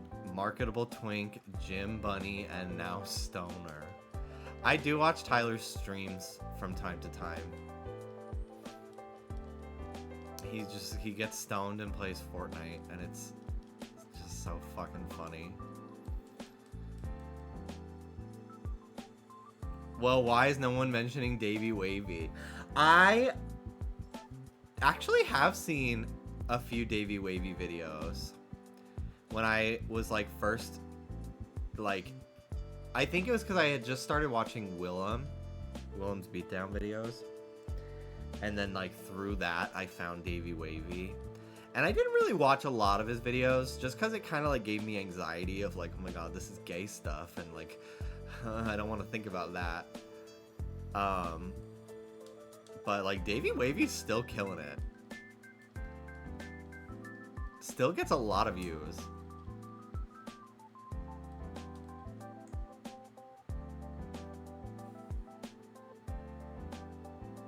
Walking up to the school stairs at lunch, one of my girlfriends running up to me frantically, "Have you heard the news?" But watching Willem, you were like, OMG, this lady is so funny. There was actually something really, like, disarming about being, like, a closeted little gay person, but, like, watching a drag queen. I think it was because it was such a, like, a level of gay that, like, I could not see myself being, that it didn't, like, give me the same, like, anxiety. If that makes sense at all.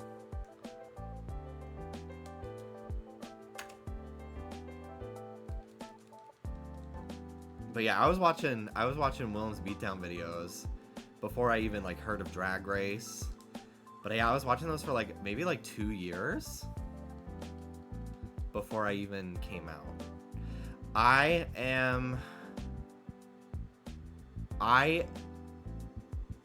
It is April 8th, 2016 was when I like came out to everyone all at the same time.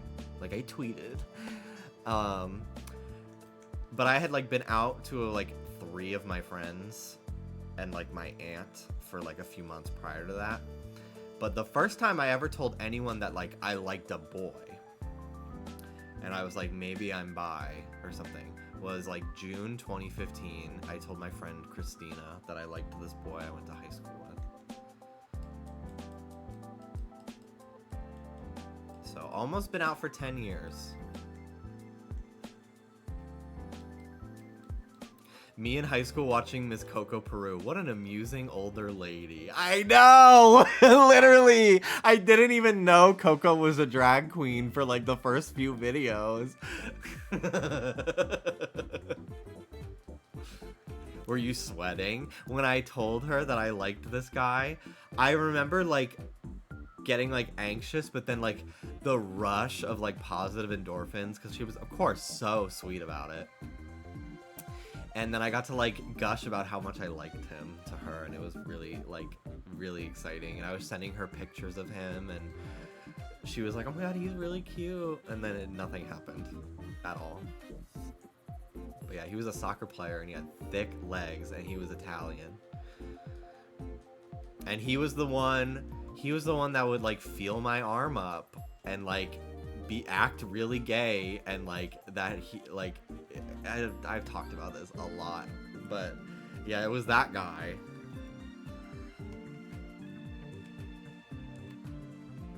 Who would rub my arm and like come up to me in the hallway and smack my ass and whisper that he wanted to fuck me. And I was just like, oh my god. Haha.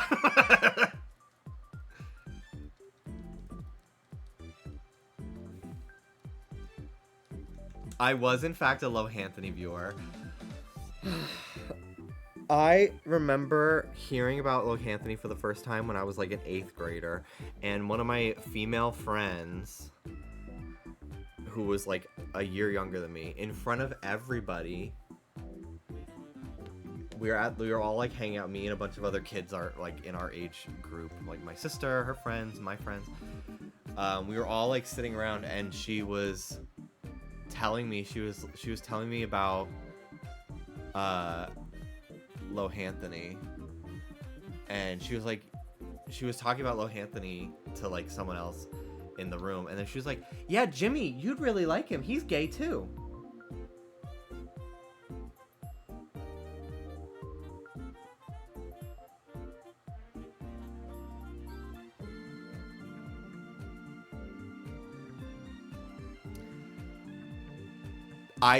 I literally felt my body die in that moment. Cause like, I didn't even really know myself that I was gay yet. And I was just like, I'm not. And like I was kind of uncomfortable around her for a few years after that.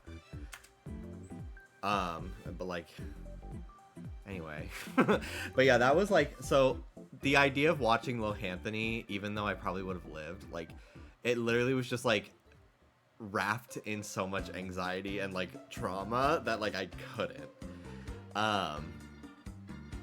And then he wasn't really posting anymore by the time I was out, so I just like didn't really ever like interact with his content. And then now he's like clearly been fucking lobotomized by his religious parents. He's in the military and he went to conversion therapy and is always talking about God and the power of prayer and how it cured him, and it's heartbreaking. It's absolutely heartbreaking.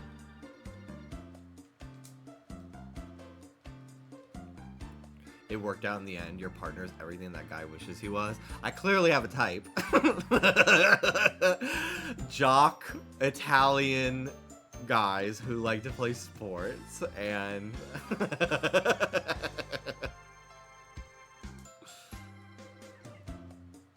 Actually, Dallas is the first Italian guy I ever dated. My ex did not know what he was, because he didn't really... He just didn't know. But yeah.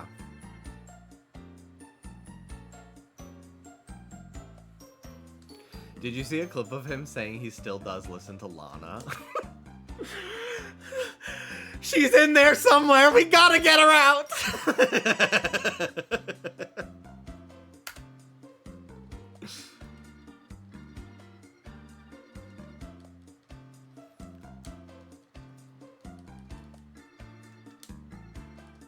That's so wild. I think the same thing happened to the... Come on, monsters. Let's get jumping. I think he got sent to conversion therapy too. It's so sad.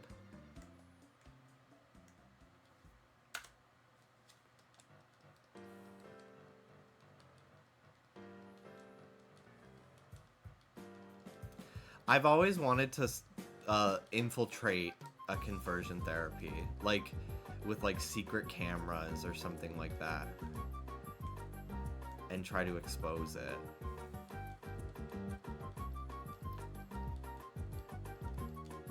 But I fear that it would not work out. Anything with the chicken specifically? No, just boil it in unsalted water. Yeah. With a little bit of pepper in it? No. Should I put some sriracha in it? No, I don't think so. And then for the rice, you could just put like a cup of rice in a bowl with a cup of water and just throw it in the microwave with a paper towel over it for 7 minutes. And then let it cool. Ruby has diarrhea. So we're boiling chicken. Put it in a cup of water? Put 1 cup of rice and 1 cup of water.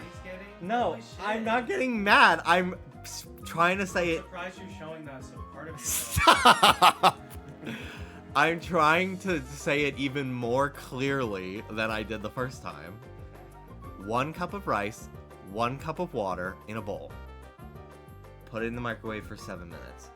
Cover the bowl with a paper towel. That's it. But where do I put the pepper? And what about the cheese?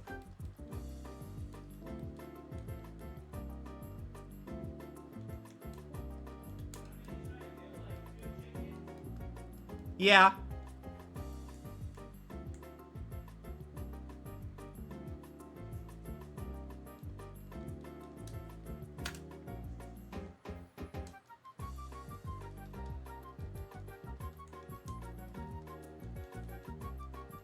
A loaf of bread, a container of milk, and a stick of butter.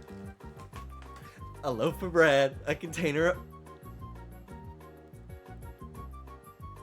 Oh no, I forgot.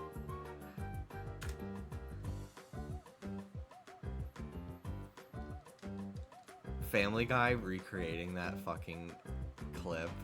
It's so stupid. Obscure things that were probably like an inside reference for the longest time in just their circle of friends.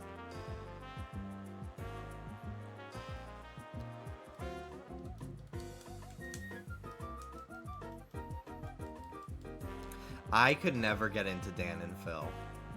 That was a level of like, I thought their fan base were so fucking annoying that like, I couldn't deal with the like, you're over the age of 22 drawing a cat nose and whiskers on your face. Like, I couldn't.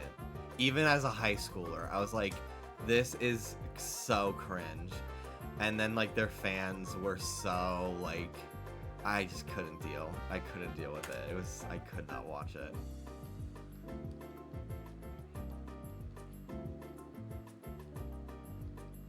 I did not watch Dan and Phil for them, but I watched their gaming channel where they had a gay sim.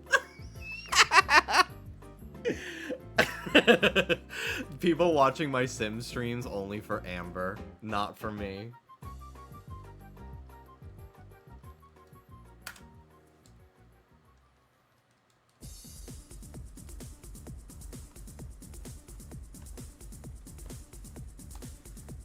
When I was streaming The Sims, I had some people in my chat say, "Can I write fan fiction about your Sims?" And I was like, "I don't ever want to see it, but okay." I really could. I would love to never know it exists, but of course, I can't stop you. I would ask that no one ever does fan fiction for Ghosty, personally. Until he has any, like, official media, I don't want somebody else's ideas. Like, until he has, like, popularized canon that I have come up with myself, the last thing I need is, like, somebody's fan fiction about my character overshadowing my own work. Did you see the girl at Target today with the green streaks in her hair? No. Well, I just saw her again. Where? Well, I can't say where I saw her. Oh. Weird. That is weird. There's a guy at our gym that has a bunch of tattoos, and he has a shaved head, and he has a black beard, and then right here he dyes it green, and he's really strong looking. And every few months he's got a new baddie that he's helping learn how to work out. I'm going to one-slurize Ghosty, and there's nothing you could do about it. No! Please! No!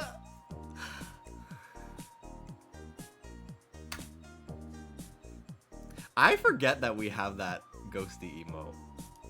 It's so good. I have the doodle version on my corkboard.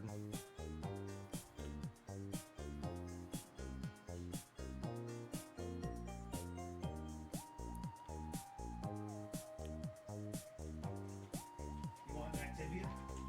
No. You sure? There's protein in it. No, I don't want it. I doubt there's protein in it.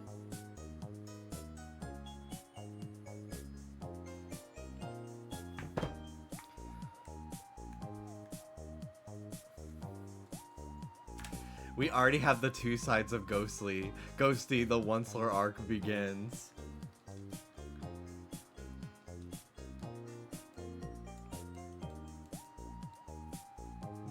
That reminds me of people, the cringiest. Every fandom is a cycle, because the same Parasocial Dream SMP fans were the same ones that were drawing Markiplier self-ship and Jacksepticeye self-ship fan art that literally was the most embarrassing thing to me in the world. I have no beef with Jacksepticeye. He did unfollow me on Twitter a few years ago, but he was always very nice to me in person. But my god, what an embarrassing fan base. He would sometimes tweet me things, and then his fans, like, he would respond to my tweets, and then his fans would respond to him trying to talk to him, and my inbox would just be flooded with people talking, like, basically talking across me. Like, it was so fucking annoying. I'm like, can you just not... Can you untag me from this conversation?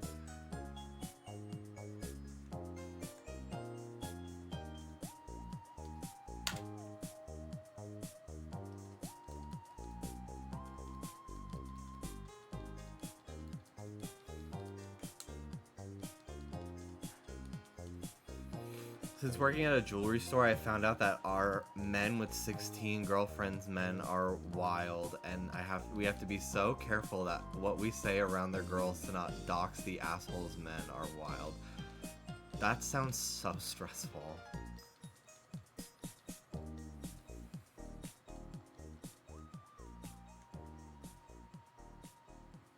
Being a PewDiePie, Jack, Mark, Cryotic fan in 2010 was insane, because why are y'all drawing them in a polycule when they barely interact?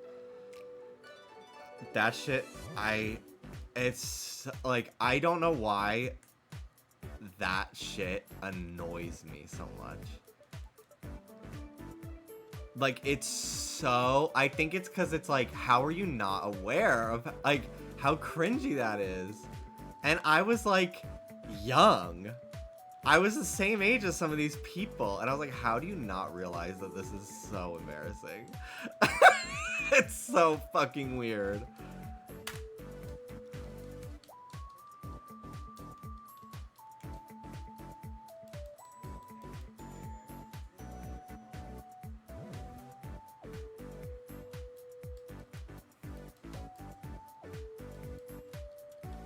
If you had to dye your hair to fit into that era of YouTube men, what color would you pick?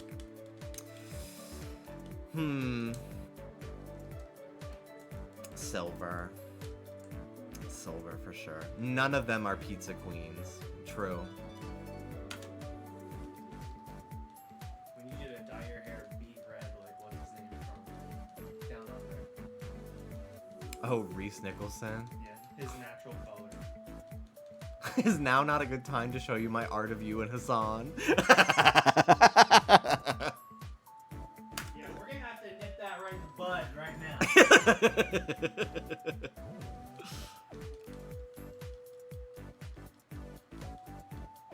It's completely different to ship fictional characters, but like having such a weirdly parasocial relationship to a real person that literally is just like recording themselves playing video games.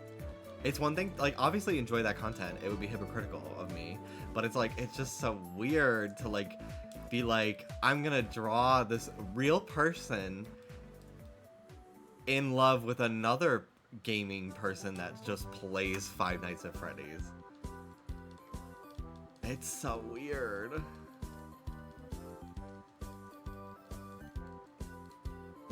I did used to get annoyed when people would come into my streams when Markiplier was like, he's still very popular, but like when he was like at his peak, people would come into my streams and talk about Markiplier on a first name basis. And I'm like, I don't know who you're talking about. Like, stop talking about him in that way. It's so fucking weird. It's like people who call Lord, like, Ella. Like, she goes, or people calling Chapel by her, like, birth name. Like, they have a stage name for a reason.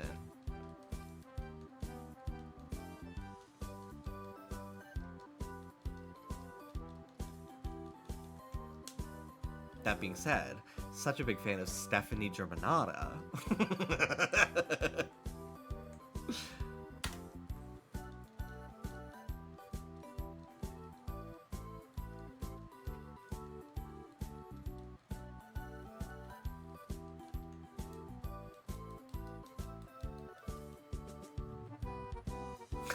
Not too much on Miss Lizzie Grant, thank you.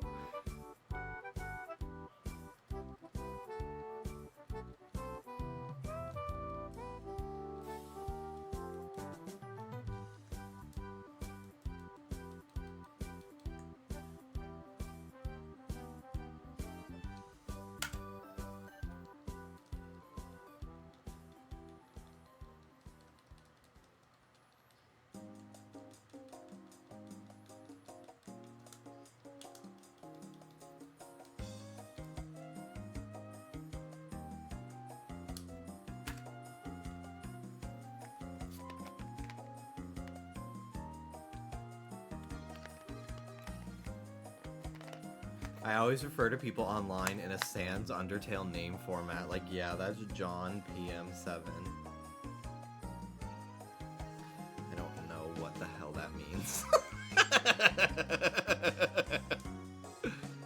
You look like that guy named James. Currently my Discord server name, it was Penis, and now it is James. In my server profile with my friends.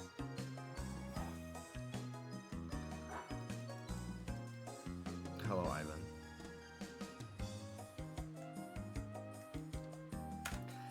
Was Ludwig really voted like Grindr's streamer of the year? Was that real?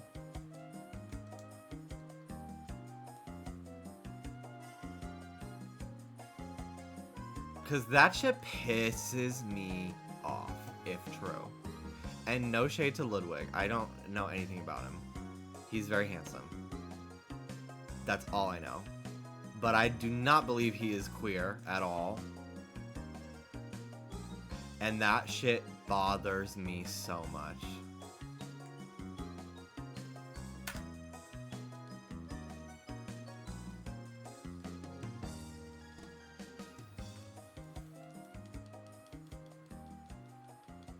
He is not gay. He's not bi either, right?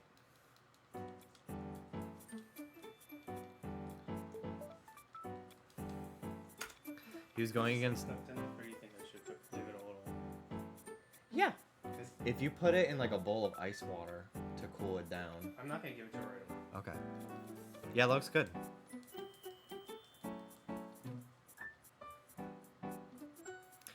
It just bothers me because there's like so many actually like gay streamers that are like putting in the work, and not just me.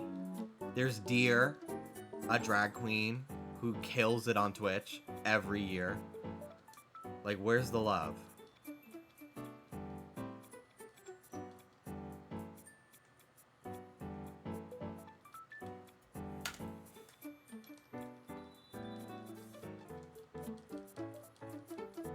It really bothers me, like, how consistently, like, queer people will build up non-queer, like, YouTubers or streamers. But, like, give fucking dirt to, like, an actual gay person. It drives me fucking nuts. Like, stop headcanoning Markiplier as a gay man and actually just watch a real gay man.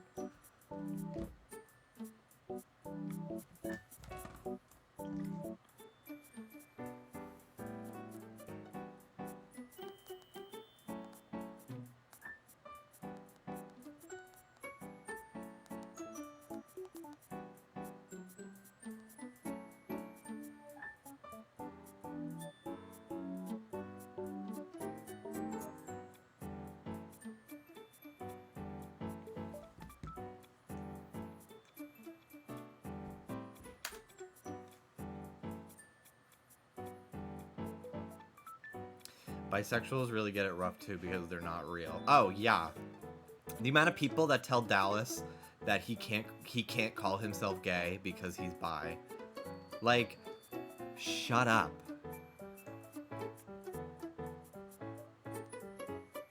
When joining your stream, I fully thought you were wearing a muumuu. No, I'm wearing a sweater that I thrifted in 2018 that I have not worn in years, but I was thinking about it today because I saw an old Instagram picture of me wearing it. I was like, oh, I love that sweater.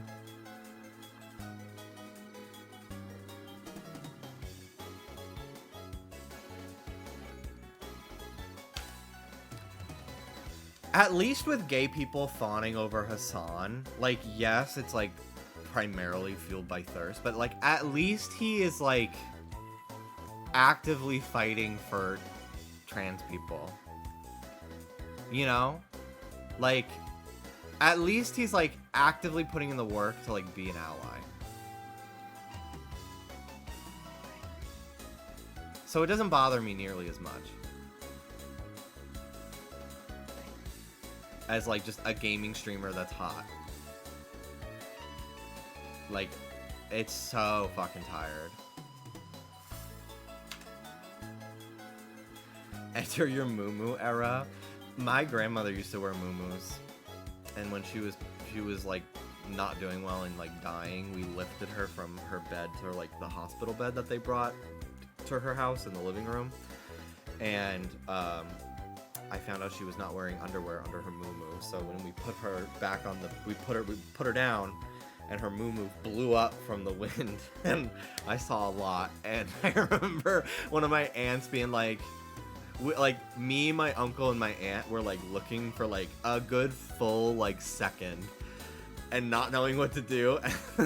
And then my aunt Teresa was like, well, that's enough of that. And like covered her back up.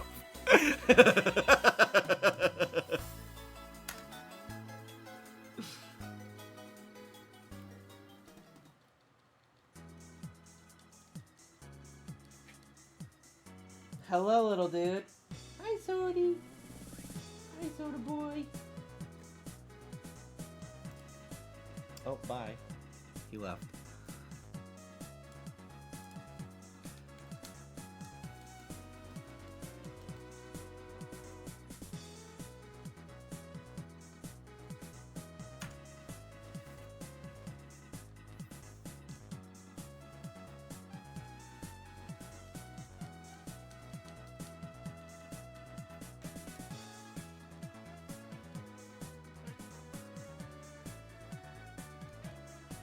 When I broke up with my first middle school girlfriend, she sicked her older sister on me and called me a moo-moo wearing ass bitch.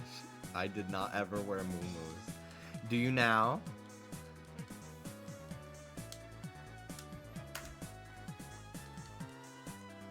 I could.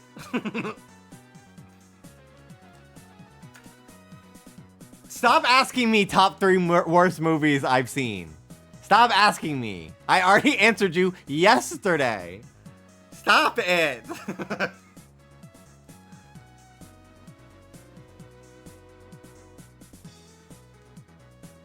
What's your answers?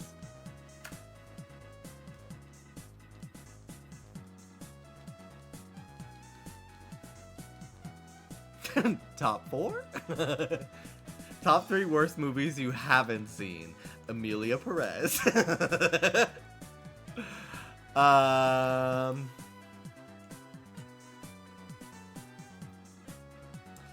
I don't know. I really can't think of movies I don't like that I haven't seen. I think I would live for Madam Web. Top 3 movies you feel indifferent to. Ooh. Did I say for my least favorite, did I say Doctor Strange Multiverse of Madness? Because that should have been my number 1.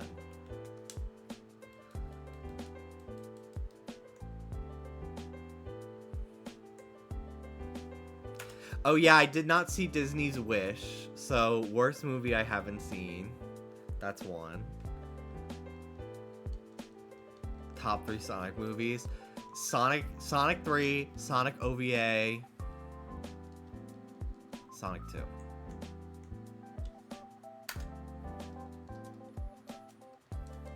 I do need to do Letterboxd. I need to do a Letterboxd stream where I make a profile and just like go through shit. Like I'm getting the chat moving but getting yelled at.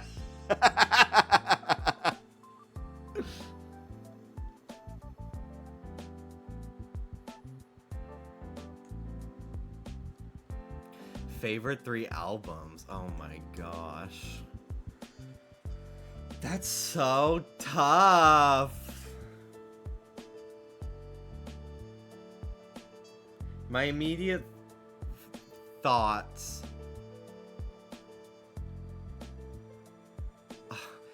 I think Born This Way has more hits. Like, I think Born This Way is like an incredible album. But I have more nostalgia for the Fame and the Fame Monster era.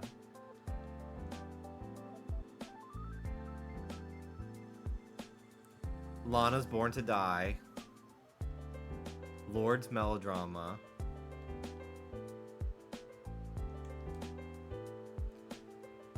I'm so serious. Every single song Remy Wolf has ever made is a smash hit. No skips in her entire discography. Brat. Yeah, Brat. Slater's Starfucker is just so good. Yeah, I think Brat. I think Brat is... Like, yes, it has recency bias, but it's also just, like... It's just so fucking good. I listened to that song, Eusexua, when it came out, because everybody was like, oh my god, have you listened to it? Maybe I'd like the album, but I did not really care for the song. I was like, this is fine.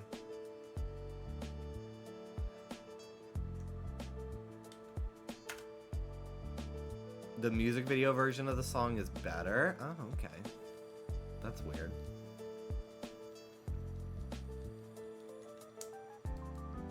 Yeah, Renaissance was really good.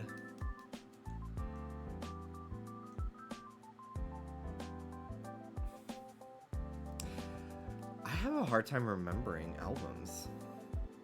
I wish I could, like, see albums I had saved.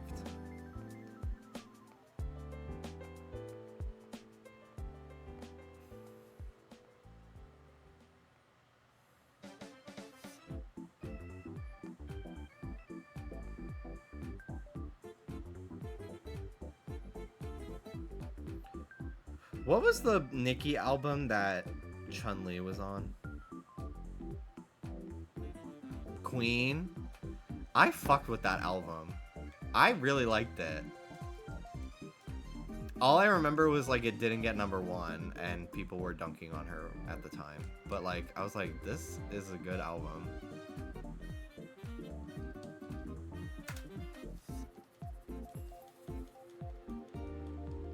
Ah! Plastic Hearts. Yes, I agree. I love that album. Are you prepared for Pink Friday 3? Did she announce that, or are you just joking? Because I could fully believe either.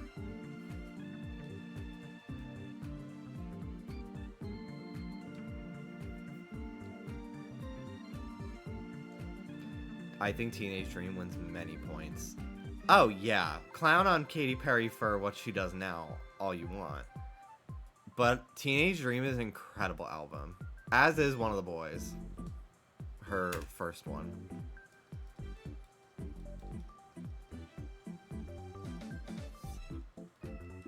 I do love Bad Karma.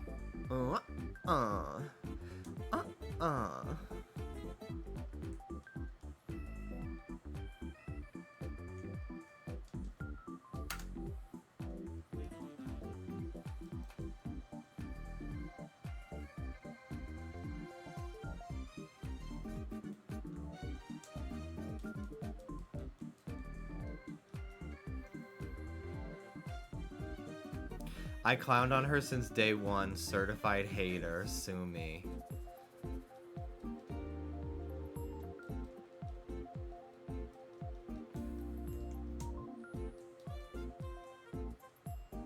Positions! Sweetener? I wasn't really, like, aware of Ariana Grande's, like, music that much. Like, I didn't really get into her very much until, like, after Sweetener, and my ex showed me a lot of her music. And I was baffled when I found out that people didn't like Sweetener.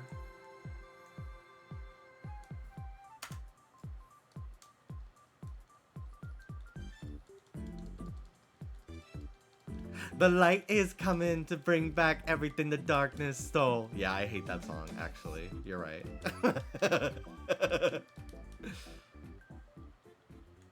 I'm such an indie gay, I always get lost in pop music convos. I used to literally only listen to video game music for, like, most of high school. So only like really big hits permeated that bubble, like Lord and not an album, but like I truly feel that I Love It, Icona Pop Charlie XCX. I truly feel like that is, if I had to say what the greatest song ever made is, it's that one. I like, it's just incredible. I saw a TikTok that was like, the way I've been thinking of the same bridge since 2013. And I'm like, I literally have like a rotation of 4 different bridges in my head every time I think about crashing my car into one. The George Washington, the Tappan Zee, and then 2 that don't exist in real life that I just visually made in my head. One is made of stone, and the other one is more of like a highway overpass.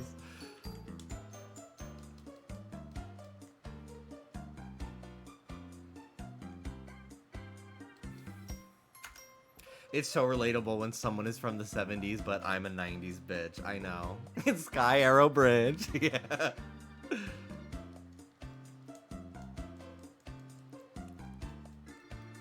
This is like taking candy from a baby, which is fine by me.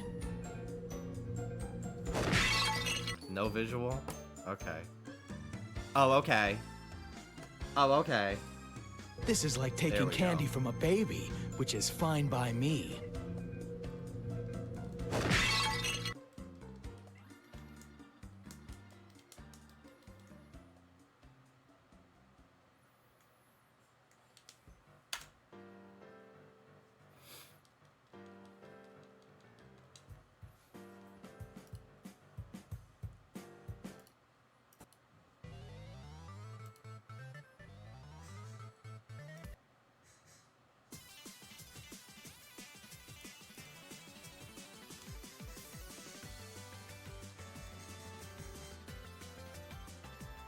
The dogs are getting food. I hear Dallas smacking the spoon on the edge of the bowl.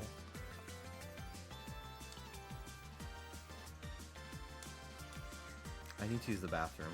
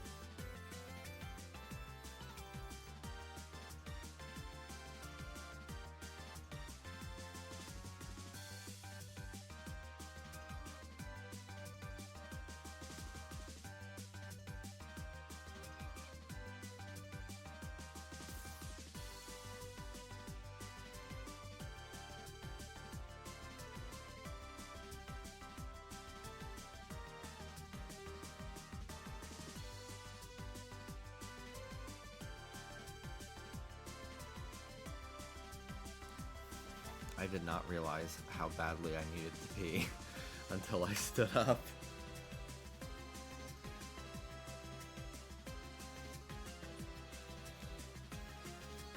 I will have to get up again in a few minutes because I'm having some footage dropped off for multiple videos. So I will need to get up for like 5 minutes again in like 5 minutes. Welcome to New York! I'm sorry to all the Swifties in the world. Christmas Tree Farm is such a horrible Christmas song. That shit is always in Spotify's like Christmas bops playlist, and I'm like, for who? For who? I didn't really listen to a lot of Christmas music this year. I listened to Last Christmas maybe like 3 times, and I was like,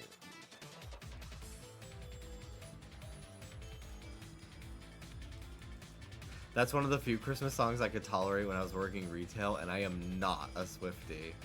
That's wild. I feel like I obviously have not had the displeasure of working at fucking Target during Christmas. But even when I'm just like shopping, I would much rather hear the ones that get a lot of like the actual classics, like Last Christmas, Mariah Carey, versus like some random artist like trying to like make a Christmas song that's never been made before, and like trying to have like a new classic that has like terrible lyrics and like nobody cares. Like, I do love that song. Simply having a wonderful Christmas time. I do love that song. It makes me think of Diamond and Pearl Route 216. 217. Whatever, the snow one. The snow route. Disney Channel has a really good Christmas album from like 2006.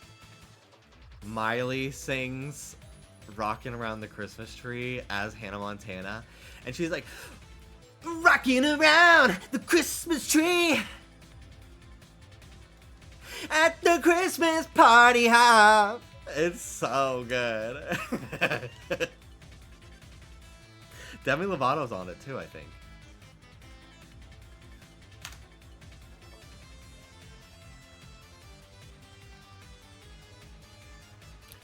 I enjoyed Christmas, but at the same time I was fucking ready for it to be over because I worked 2 retail jobs, and one of them was so busy I had panic attacks by being squished because there were too many in the store.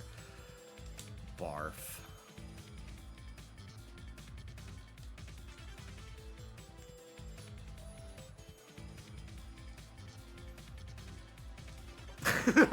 The Miley version of Sleigh Ride is so funny to me because she sounds like she's completely phoning it in.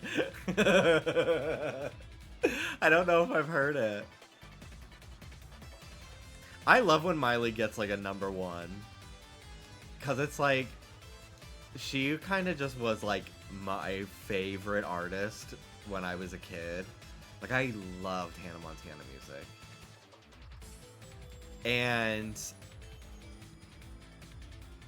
sometimes it feels like, is Miley like not as popular as she used to be? That's how I feel when like Gaga got a #1 with Bruno Mars. I'm like, oh no, this bitch, if she really wanted it, she would have it. If she wanted the #1, she could make it happen. But she chooses to, you know, do Chromatica and stuff that I also love, but is like not necessarily as like radio bait, you know?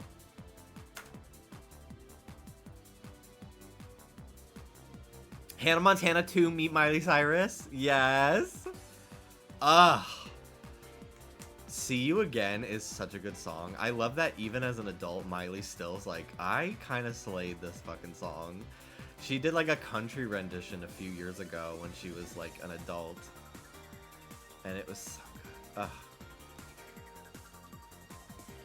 She also will sometimes still sing The Climb, which will make me cry.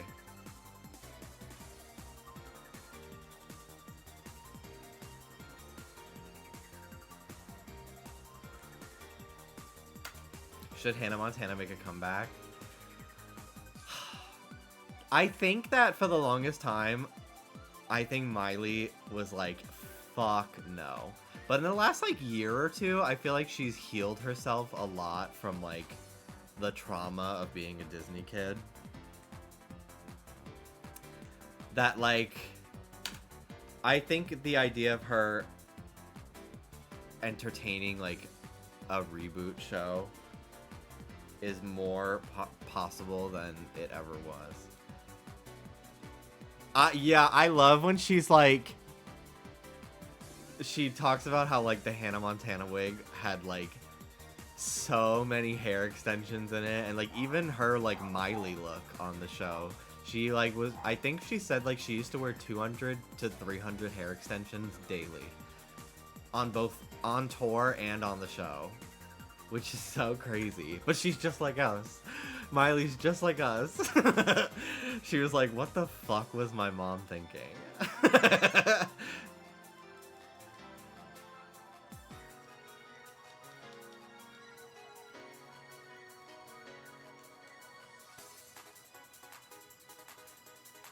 My brand new puppy got electrocuted from chewing a lamp wire during the premiere of the Climb movie. I'm so sorry. Like, that...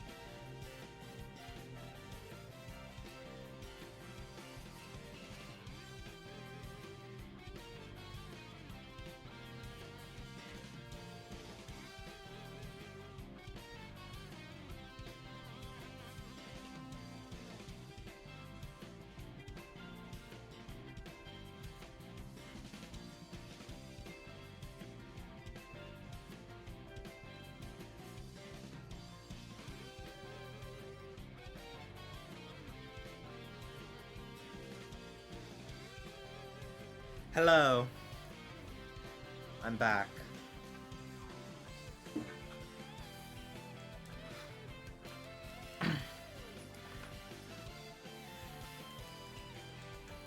I don't remember what number I started at today. I want to say it was like 1100. I think 1140.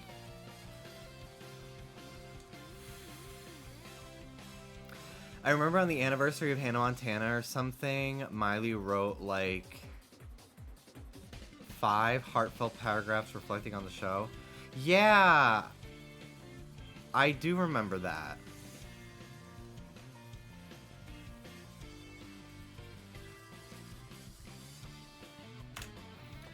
My files got delivered. That is where I went.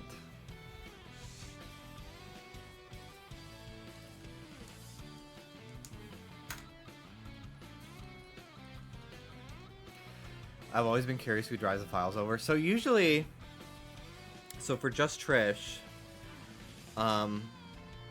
typically, so Oscar will go back to his place after they film on like a Monday or Wednesday. And then he'll transfer all the SD card info from like the cameras, like these, and he'll put them on a hard drive like this, so they're all in one thing. And then he Uber delivers that to me, because you can like send parcels via Uber as well. And it's just so much faster to do it that way than like email me a Google Drive link, because it's like literally like 80 gigabytes, so it would literally take like a day to even upload it, not even just download. So it's like $15 to Uber deliver it to me, because we're pretty close to each other. And then for Not Loveline and some episodes of Just Trish, at the beginning, Trish was dropping off the files herself the first few times. And then, but it's such a long drive. It was only if she had like something going on in my area, because otherwise it's like 45 minutes to an hour. And that's like being generous depending on traffic, you know. So, the last 2 times for Not Loveline, Devin, the producer, I'm on the way for him to go home. So he's been, when they finish filming, he, on his way home, stops by my apartment and drops off the footage, which has been cool. I got to meet him finally last week, and I saw him again today. And yeah, it feels like a well-oiled machine, the production of all this. It's very cool. I always feel like I'm a part of... It's a show. It's a production team. It's cool. It's very cool. It's show business, baby. I enjoy it.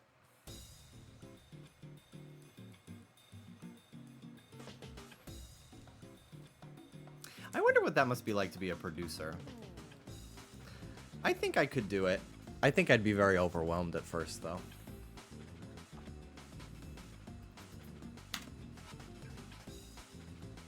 I always get so awkward meeting people for the first time, especially if like I've only corresponded with them via like texting before, because I'm just so fucking awkward.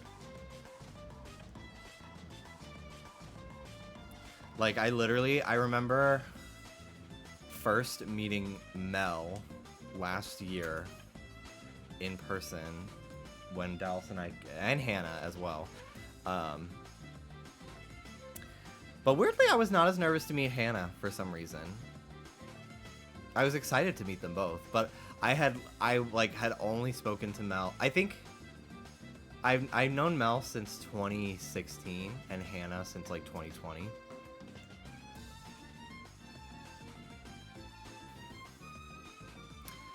And yeah, I remember being like so nervous to meet them in person. Because I was like, oh my god, it's so different from like talking on Discord. But yeah, weirdly, for some reason, I was not nervous to meet Hannah at the same time. I was like, it's gonna be fine. I don't know why. Seeing you thrive really inspires me. Thank you. The little I know about being a producer is Princess Caroline from BoJack, And she's always so stressed. I literally was like, I read Princess Caroline as Caroline Polachek, and I was just like, oh, I didn't mean music producer. That's because Hannah's so cool. Yeah. No, Hannah is cool. But not in an intimidating way. I think all of my friends are cool.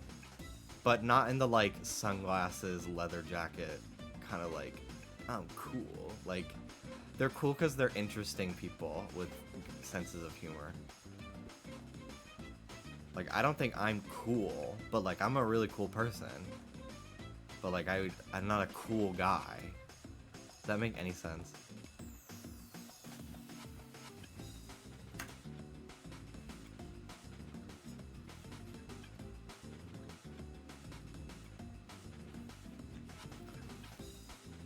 The coolest people don't give a fuck about being cool. That's the secret. Yeah. It's so true.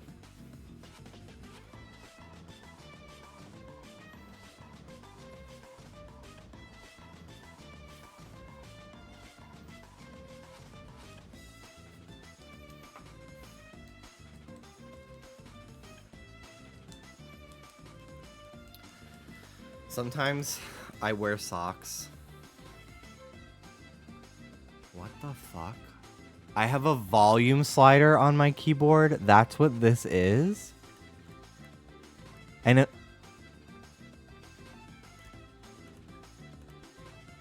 if I click it, I can mute my computer? That's crazy. I never thought I didn't know what this was. I thought it was like, just like decorative. It's like a ridged like wheel.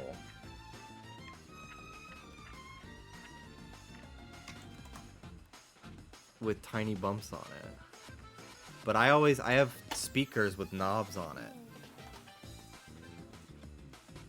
That's how I control my computer's volume, typically.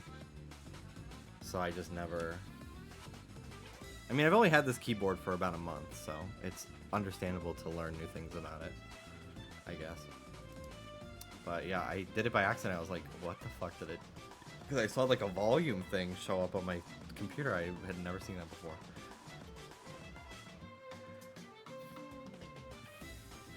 I thought I would be nervous to meet you guys in person, but I think I was so drained from my first plane experience, I was just like, okay. Yeah, honestly, having something be more anxiety-inducing than the actual situation, it's like, oh, this is easy then.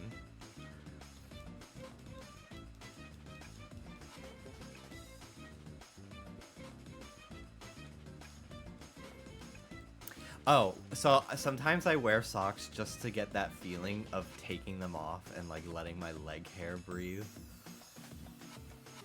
Like I just did that. I was like, ugh, I just wore socks for 3 hours and then I got to take them off.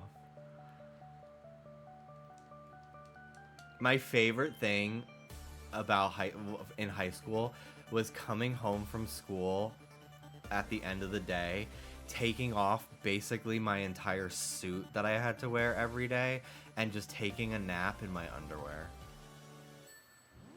Because I could just like, I was wearing a long sleeve shirt with a blazer over it and long pants and dress socks and dress shoes that were uncomfortable all day and a tie that like feeling like my skin breathe and like touch the blanket and like feeling my leg hairs like be freed from prison was like, oh my god, it was so freeing.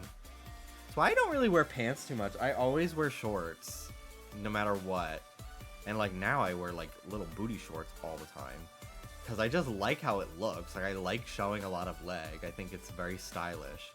But also I just like, I don't love wearing pants typically. But here's the thing. When I do wear pants, I'm like, oh, I look so good in pants. I love these pants. But like, if I'm running to the store, I'd rather be cold than wear jeans. But like, if I'm going out to like a bar with friends, I bust out my dress pants. I'm like, this is the rare occasion I ever decide to sit down and wear pants. So I'm gonna wear my pants, bitch.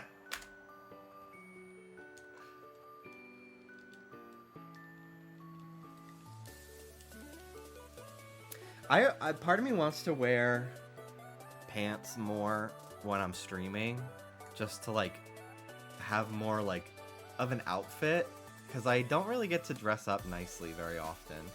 And I always see Hassan posting his outfit of the day before he goes and sits at his desk for 7 hours. And I'm like, ugh, I really should be doing that. I should really be stunting. But I just get so warm, even in just like a sweater, that like I couldn't imagine wearing pants too.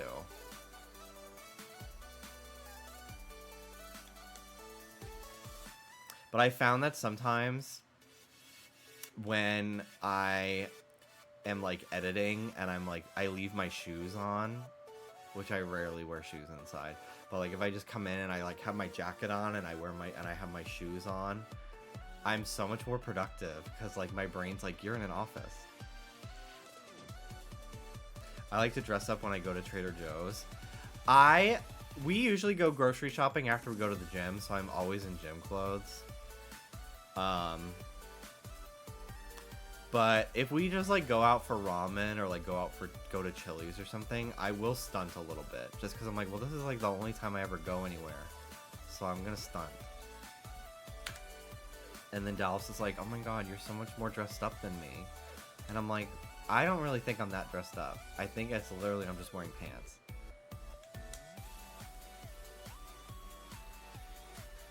But yeah, I might start dressing, like finding excuses to dress up.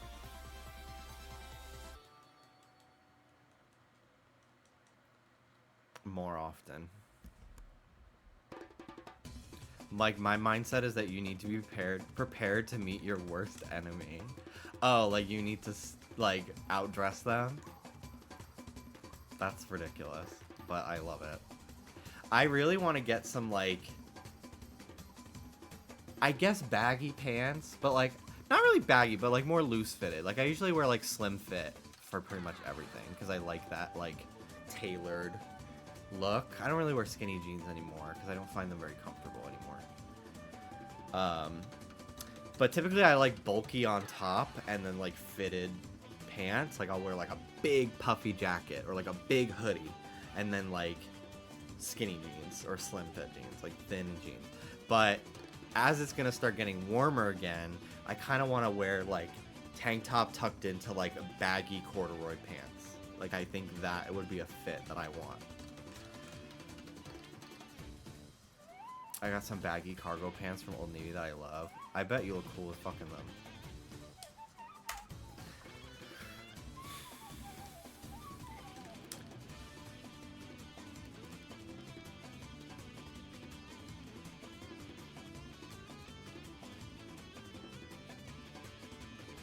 I love COS's women's and men's looser trousers.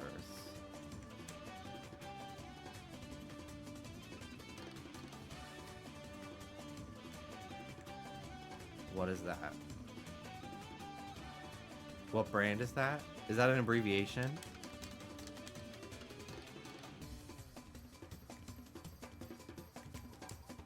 COS is a brand. Oh! Okay. I'll look into them. I keep getting this brand that is corduroy pants that you can get in like all fun colors. But they only have women's fit. So I've been hesitant to buy them online. I'm not opposed to wearing women's fitted pants because it's just fucking pants. Like, who cares? But I just gotta like size accordingly. And now I have like a measuring tape so I can like really get my measurements and look at their size chart. But yeah, I thrifted women's jeans one time that I just cut into shorts, and they definitely were not very comfortable on my crotch area.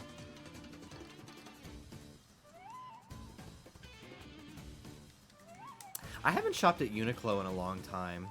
I'm sure there's one out here in LA, but I remember in Florida, the only one that there was in Florida was at like downtown Disney in Orlando. There's a few in LA, but they're very far apart from each other. Like the closest one is at the Burbank Mall, and that's like 30 to 40 minutes from us.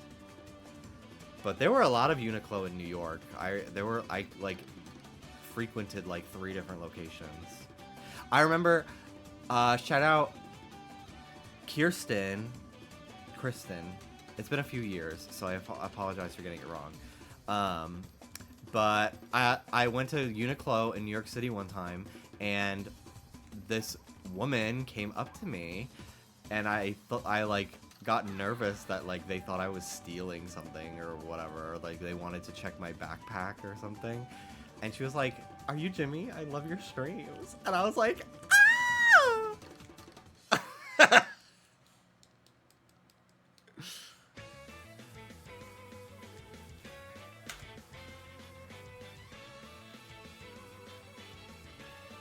Yeah, my Sonic pants, my Sonic and Shadow pants, I got women's plus size ones, so they would be more roomy in the crotch.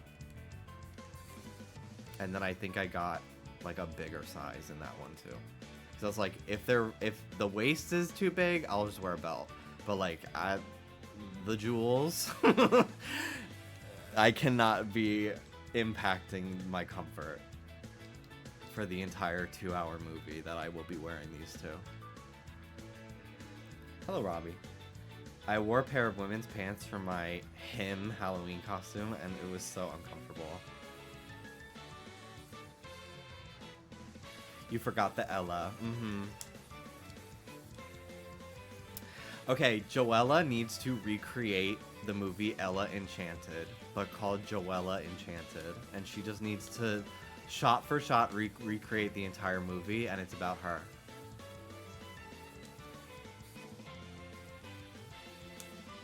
I really want to have like a shopping spree day.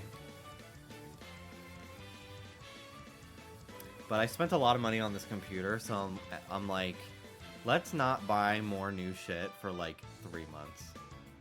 Even though I could afford it, but like I don't want to go crazy. But also I want to like clean out. I've been saying it forever. I want to like clean out the clothes that I moved here with that I didn't have time to get rid of before I moved, and just finally do that. I wanted to stream it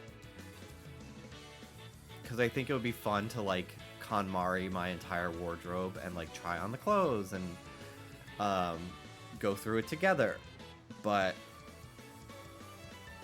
I'm worried that would break Twitch's like stripping clause, where like you could be shirtless but you can't strip. And like I don't feel like wearing a white tank top, like an undershirt underneath everything I'm trying on. Like that sounds like sensory hell for me, so I don't want to do that.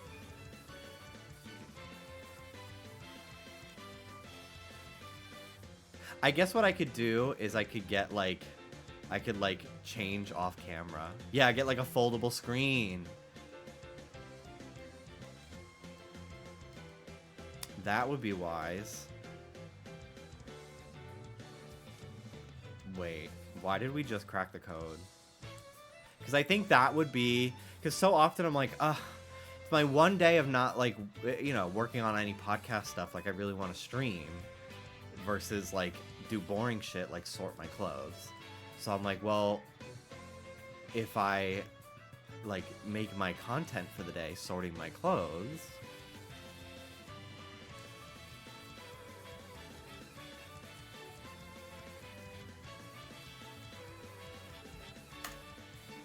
then there you go.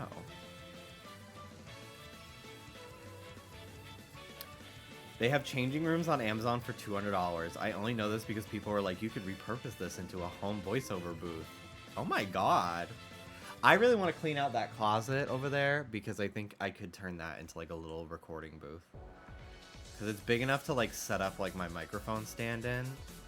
And then I wouldn't even need to soundproof it with all the boxes and the clothes that I have hung up in there.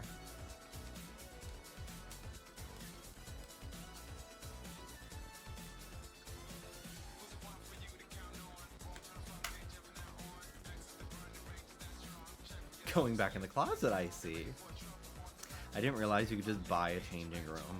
You can in Animal Crossing, so makes sense.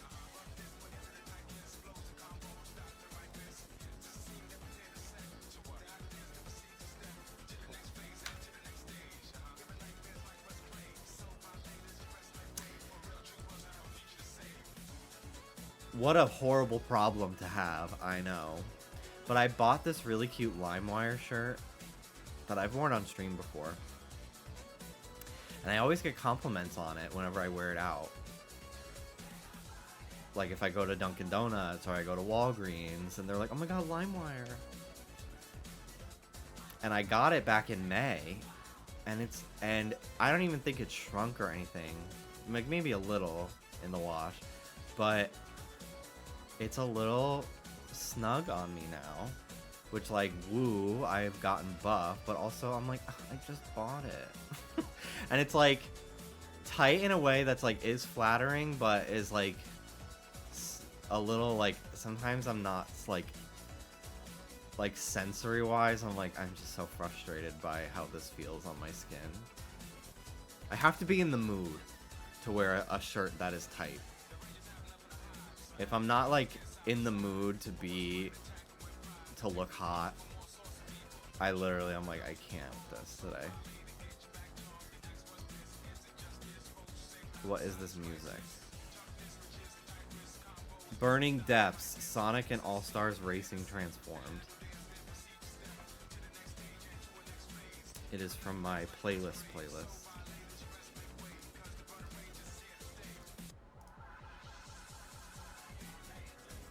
I have to be prepared to not to eat a big meal while I'm out. That won't stop me. I won't care. I don't give a shit.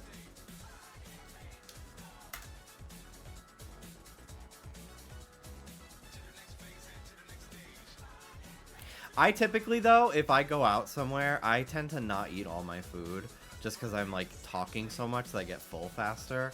So, like, when we go to Chili's, I order so much shit and I take it all home. I'll eat, like, half of everything and then I'll go take it all home.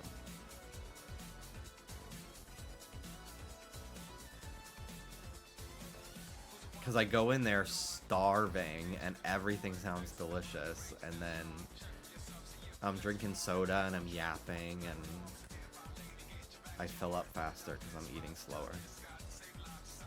But then I have leftovers. I will probably end in like a half hour. I was gonna end at 8, but I think I'll go to 9.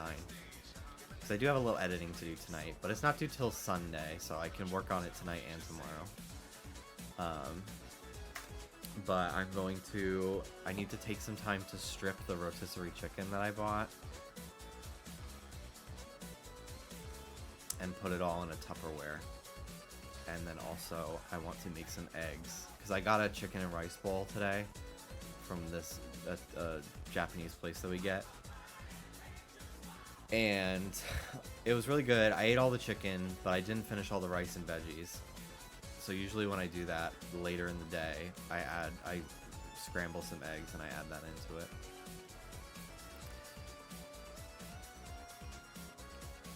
I would watch a stream of you editing off screen. That's so funny. Like you literally, like, you can't even hear what I'm listening to. You can't see what I'm watching. That's so funny. I don't know if I'd ever do that. I feel like it would make me too distracted to not focus.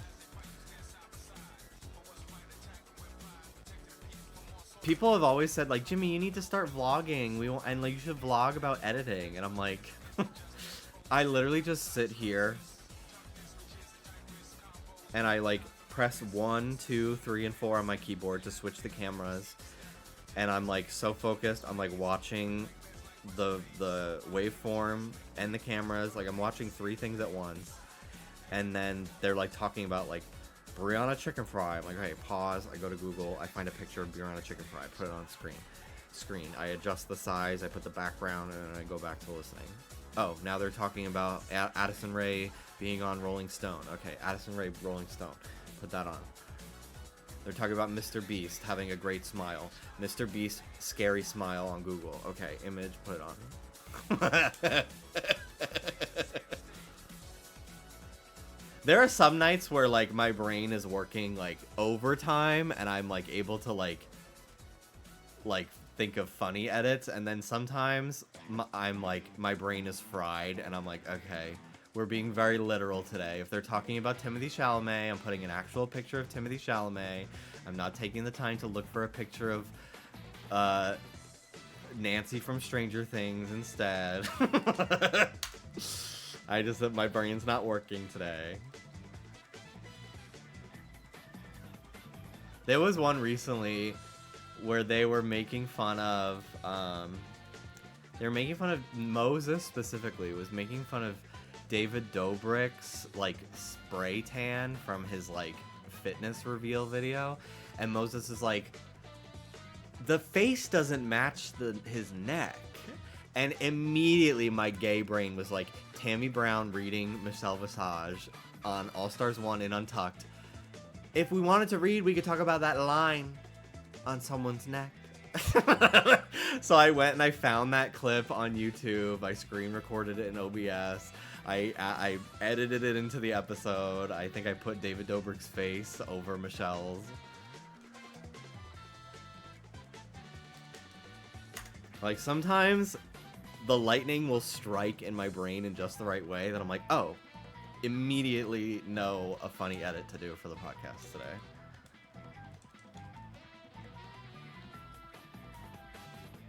I could be the new lo-fi girl, yeah.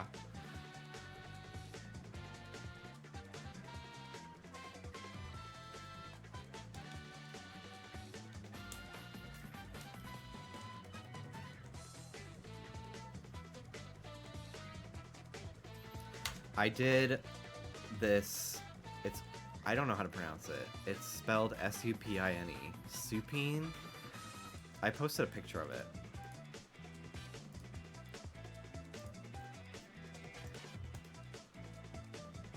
My gym just added this,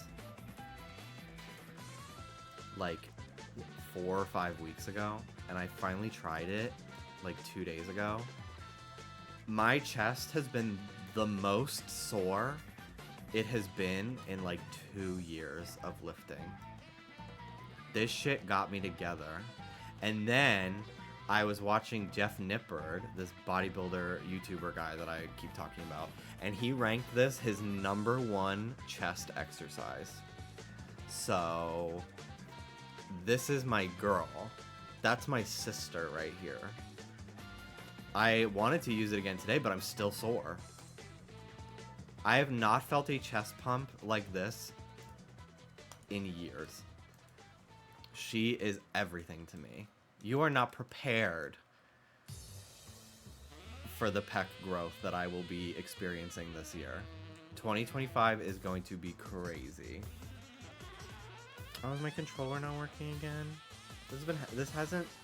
Oh, my games are just frozen.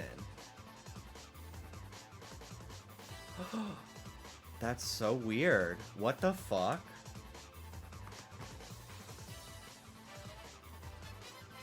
My D-pad isn't working on one of the 3DS's. And then this one is just... That's so weird.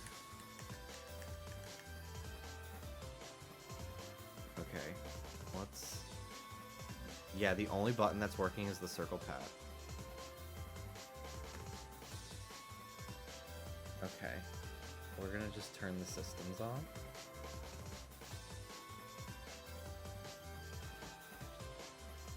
That's so weird. Big boobs. I'm very proud of how my pecs look from like the side, but I want like more definition in like the middle front area this year. That's my goal.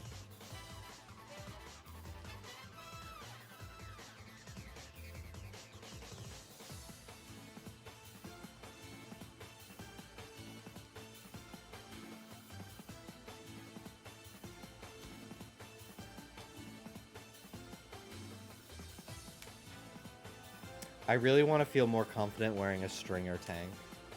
Because I bought some cute ones last year. But I'm not really ready to leave the house in them just yet. Or wear them on stream. pec goals to look like those guys from Castle in the Sky. Oh my god. If I watched that movie when I was younger, I would have been gayer than I am now as an adult. I watched that for the first time when I was an adult. That would have altered my brain chemistry to be even more muscle obsessed.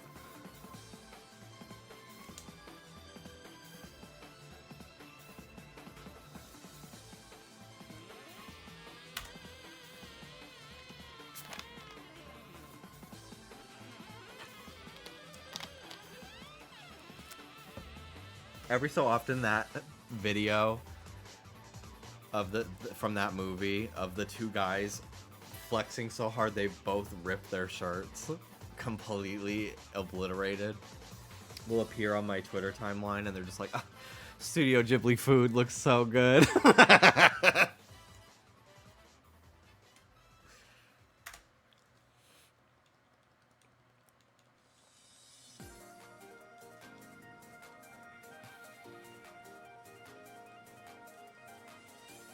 As someone with big boobs, it's so fun to intentionally pop buttons.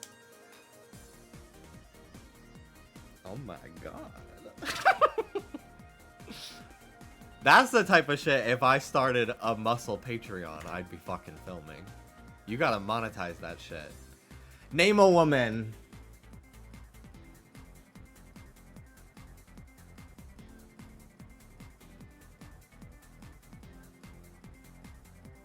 Jenna Marbles.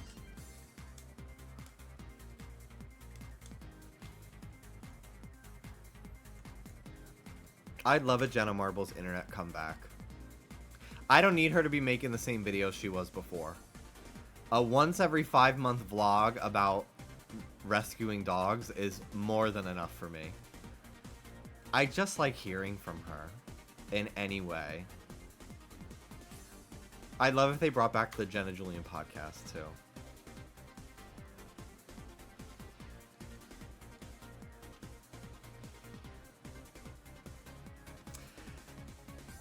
If you never get into K-pop, you should at least look up Changbin from Stray Kids. I think I know exactly who you're talking about.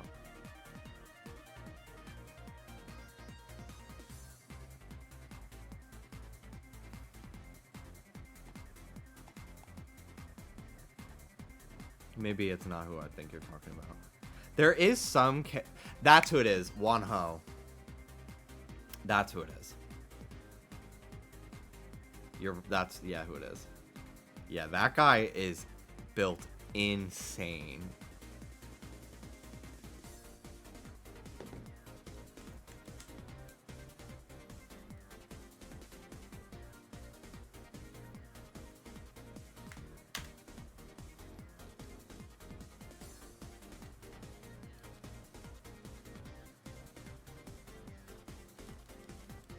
What group is he from?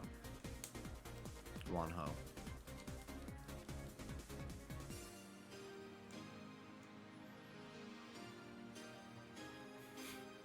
I almost flew to New York to his meet and greet, but it would have been $1,600 with the flight.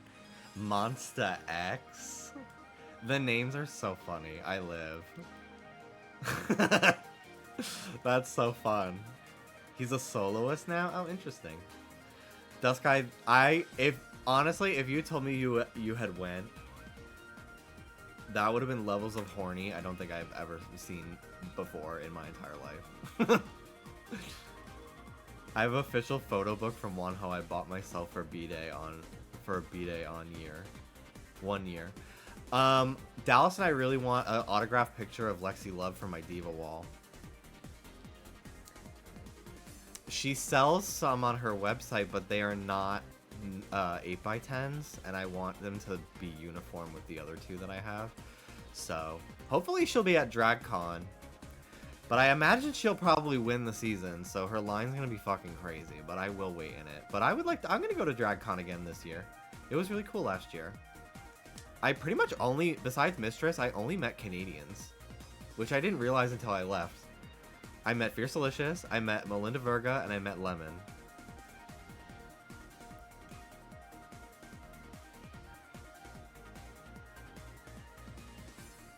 And then I met Mistress. I met Eleanor. Excuse me. I met Eleanor.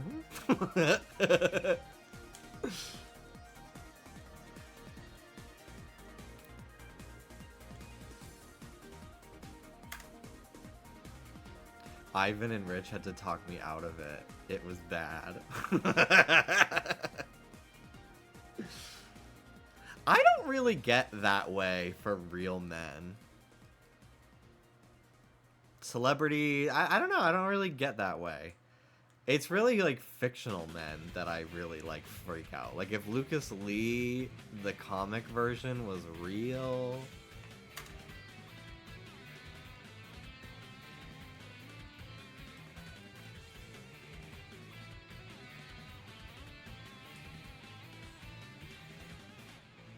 When's the Shadow the Hedgehog tour? Exactly.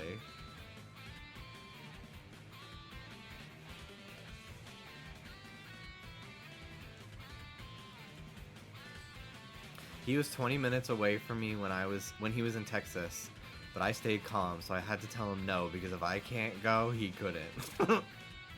Lucas Lee could. Well, I shan't say.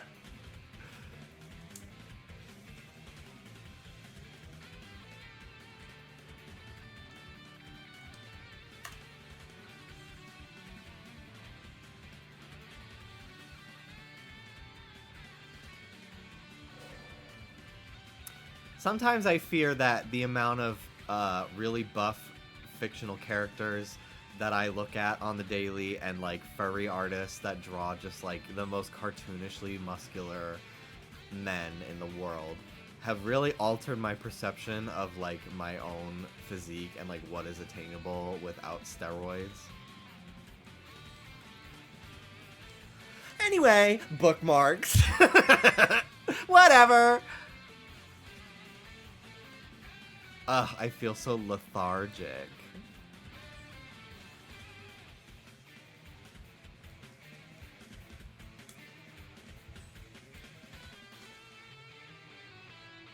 There's a word for depression that's like constant and months long.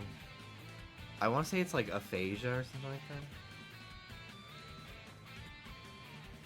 I'm not allowed to say full. Wish Lucas Lee has a Nuktuk equivalent costume. Yeah. Commission Rich for that. Dysthymia, that's what it is. What's aphasia? Or is that aphantasia? Aphasia is difficult to understand, speak, read, and write. Dysthymia. Yeah. Chronic mood disorder involves long-lasting feelings of sadness and hopelessness. Whatever it is, it's me. Do you think we'll get another Sonic April Fool's game? I don't know. That's a good question. Depends on how long Murder Sonic the Hedgehog took. Aphantasia is on season 18. Like, actually, that is such a good drag name.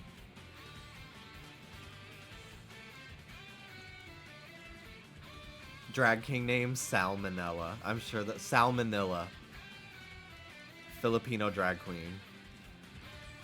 Drag king. Filipino drag king, Salmonella. I throw it into the universe for someone to catch.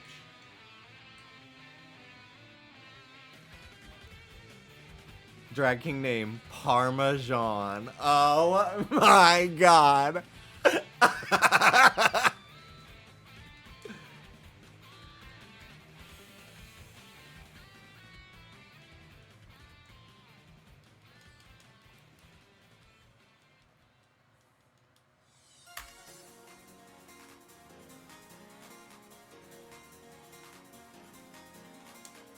I love a pun drag name. I usually fucking hate puns. But I only really hate them when the person goes, eh? Ah, I know. Like, I had a friend once that, like, literally, like, I'd be like, I'm so sad. And they'd be like, nice to meet you, sad. I literally wanted to strangle them. Hi, guys. Hi, doggies. Hi, guys. Hi. Hello. How was your chicken and rice, Ruba?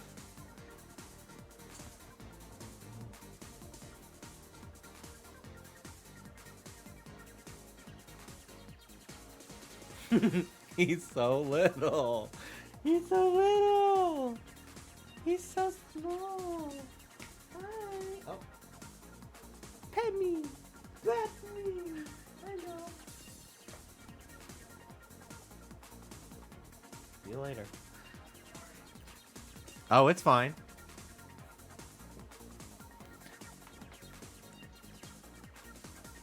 Hello, Rudy. Hi, my girl.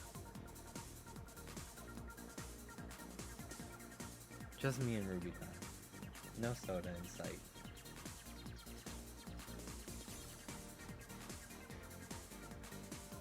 You just need some Ruby time? Yeah. Soda did bark. David came down yesterday to get he's borrowing our air mattress till he buys a bed next week. So he came down to pick it up, and Hannah came with him. And they came into the apartment, and the dogs were not having it.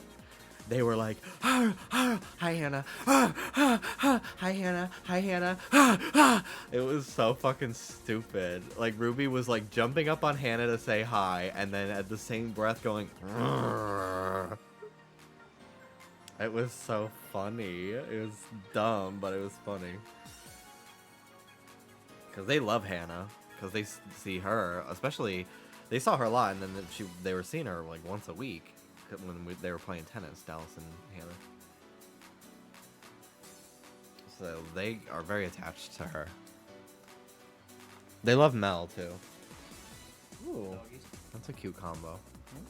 The shirt with the beanie. How we doing? Good. I've done like 500 something encounters today. I got honage on this route. I do remember your adventure time. Yeah, I got it so fast I needed to think quick and do something else. You did tree trunks, right? That was sick. I got it. I didn't get Appleton. I didn't get Squavit. I got... Or no, I didn't get Applin. You got Apple. I got the 5% Appleton. Appleton. But I think I raised the rate for this. But I should have got Applin and I didn't, which is sick.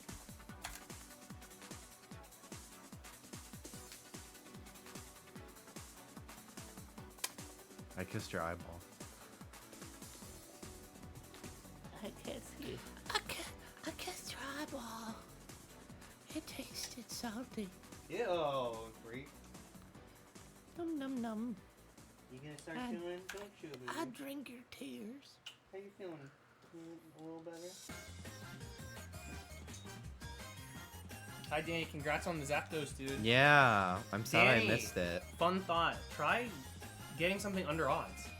I thought you were gonna say earrings. No, I'm not gonna do him like that. If the guy if he doesn't want earrings, he doesn't want earrings.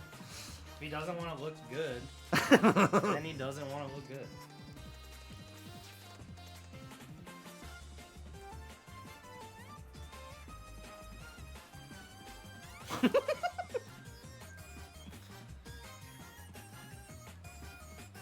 I don't know if I showed I evolved my Vileplume. Oh, I did it on stream. And then I turned my game off without saving, so I had to do it again off stream.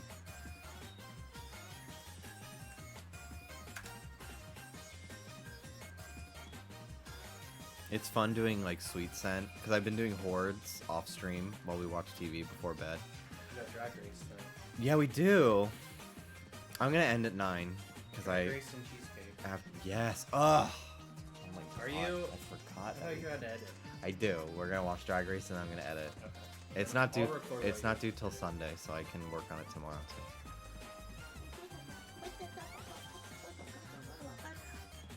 I saw a comparison of the shiny bird legends in Scarlet Violet. I never realized how bad they are. They're not so bad in 3rd gen. Yeah, Moltres is definitely the most striking.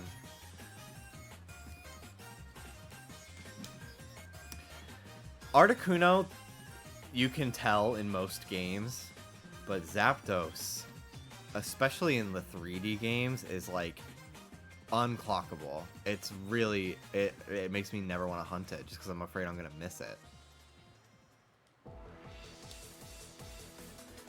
I also think the Galarian birds are just better. I just have never cared too much about the Kanto birds. I've always thought the Johto trio was cooler.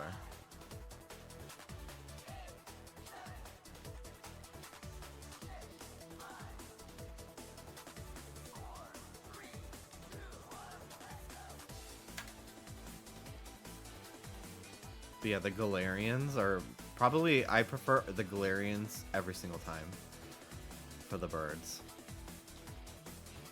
I hope we get more new Reggies. I would love like a regional variant of like one of the Sinnoh ones too, like a regional Heatran or something. Because they've been like giving most of the older regions new stuff. Like they did a new Genie in Arceus and Amorous, which I still don't have one. They did 2 new Reggies in Sword and Shield.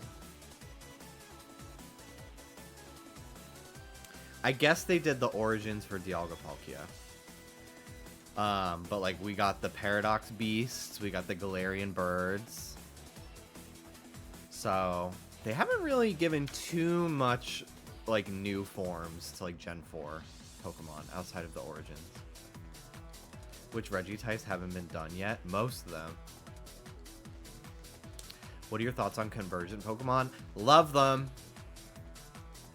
My personal favorite thing they've ever done in Pokemon is regional variants. Cooler than Megas. Cooler than Dynamax. Cooler than all of it.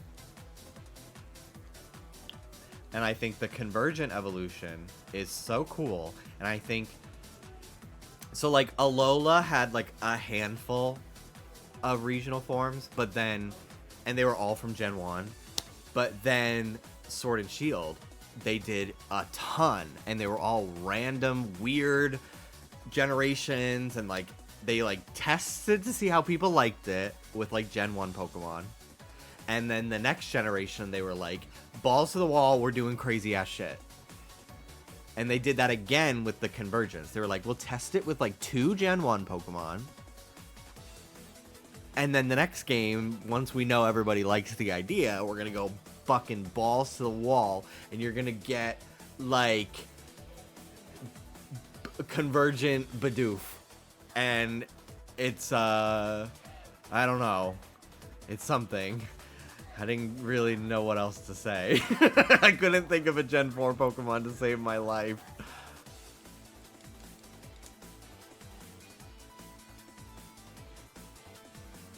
I really prefer when the new form is permanent and not battle locked. True. Me too. Hi, Miss Girl. Hello, Scuba.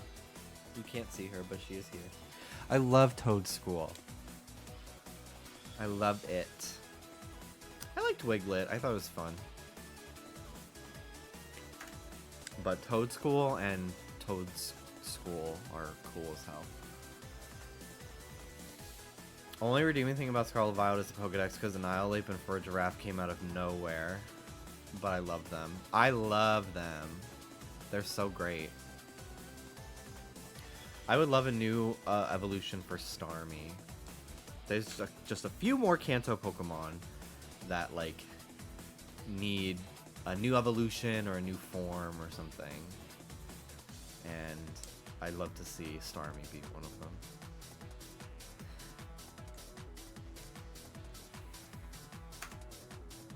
She's my favorite water Pokemon. Really? That's a good choice. Dallas really likes Starmie too. Starmie's in his, like, top 5. On his car before the one that he currently has, he had a Starmie, like a white Starmie decal on his rear window. So I always knew what to look for in, like, a parking lot. if like he dropped me off at Target and he went to go find a parking spot while I bought groceries. They need to work on all the Hoenn Pokemon that suck. There's so many Hoenn Pokemon that like are begging for a third evolution. Cacturn, Grumpig. I could see them getting Megas. I was kind of surprised they didn't get them in Omega Ruby. Because they did like Camerupt and Sharpedo and stuff. Ledian needs some love for sure. It needs like a crazy good evolution. And a buff too. Because they've gone in and like buffed some Pokemon stats before as well. Between generations. It's very rare. But they have done it. And there's no reason for them not to do that. Because like I love Lediba. I don't really care for Ledian. But I love Lediba.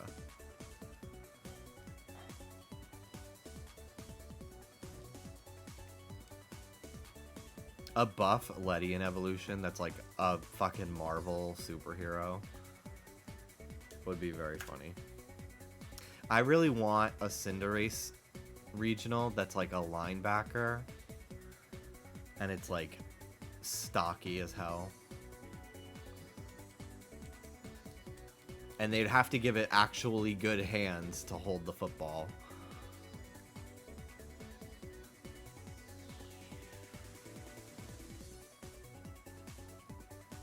Love to see them do something with Relicanth. Ooh, I could see Relicanth seems like a candidate for a Mega. Because it's just like so ancient.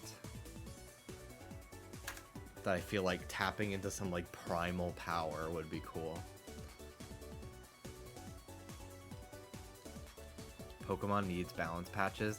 Yeah, typically Pokemon doesn't balance the game in the same generation. Like, they'll balance Gen 9 with Gen 10. Like, they balanced Gale Wings, Talonflame from X and Y by releasing Sun and Moon. Like, that is their content patches. Is just new generations, which I feel... on the one hand, I don't care, and then because it gives Pokemon like time to shine in the meta, but then on the other hand, I'm like, we really gotta wait for them to potentially still never do anything about Urshifu. Cool. Hi, Rudy.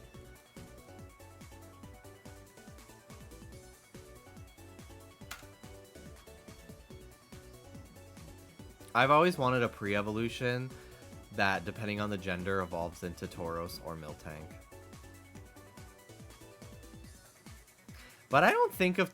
Tauros and Miltank have been, like, grouped together in more recent years, but I've never thought of the two of them as a pair. Because they're just so visually completely different. Like, I feel like a male Miltank would have more of Miltank's, like, anime-looking face. And just be, like, a bull. Well, you know, I don't really ever think of the two of them as, like, a duo. I think that's more of a retroactive sort of thing. I want a Mega Grovyle. I've always thought they would do a Mega Pikachu. Because, like, why wouldn't they? It's fucking Pikachu. But they were surprisingly restrained. Still dream of non-binary Nidoking, Nidoqueen, Nidoroyal. Ugh, that would be cool. That's their Mega, and it's, like, the same Mega. Like Latios and Latias. Like, they share a Mega.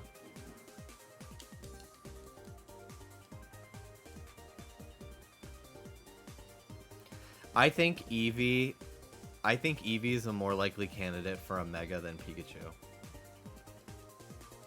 And I really do kind of think that they're going to give Eevee a Mega or Sylveon a Mega in ZA. Especially with just how much more they've put Eevee as like a mascot now.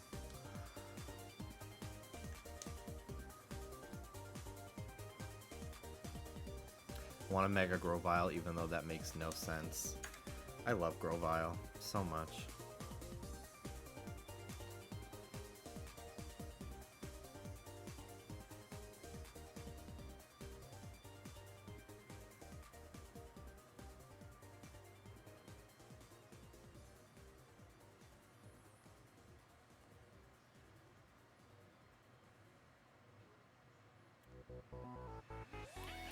Sometimes I open Instagram while I'm streaming. And I follow some buff fucking men.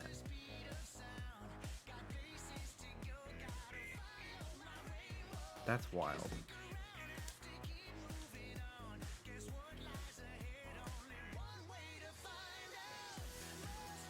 Share with the class. I've sent you them before. I already have.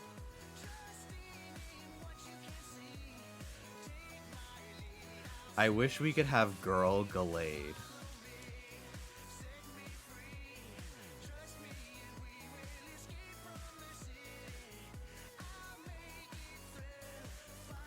I'm gonna need you to think a little harder about what you just asked for, because I have an answer for you.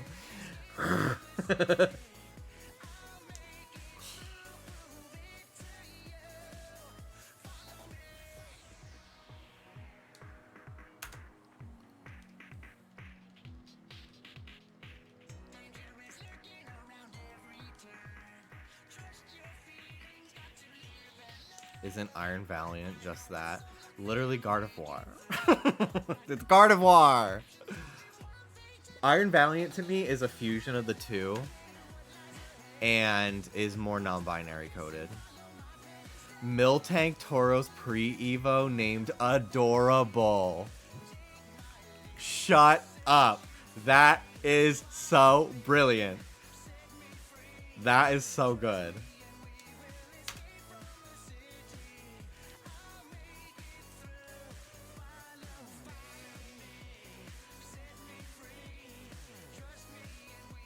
I mean, you can have a male Gardevoir, but you can't have a female.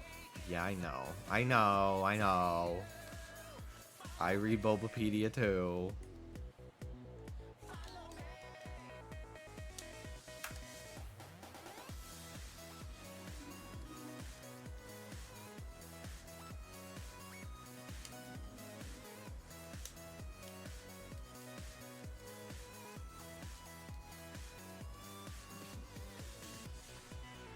When can we make lesbian Gardevoir and Gallade real? I would be down for more. I really like that evolution line, so I'd be down for more. I feel like we won't get it for a long time because they both literally have megas and the paradox form. But like, they're just great. Like, what an iconic Pokemon Gardevoir is. Like, still to this day. It's kind of crazy. Like, I wonder if they knew in Gen 3 that it would be so beloved.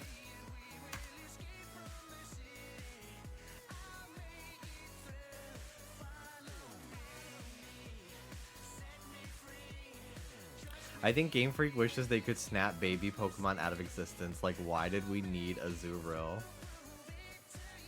I don't think they feel that way.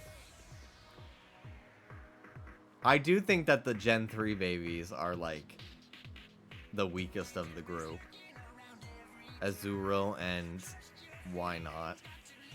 Compared to, like, Elekid, Magby, Pichu, like, the stacked Togepi, the stacked cast of Gen 2. And even Gen 4, Munchlax is one of my favorite Pokemon ever.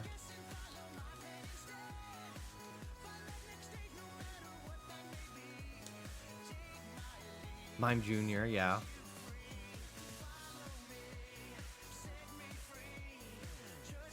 Chingling is Gen 4.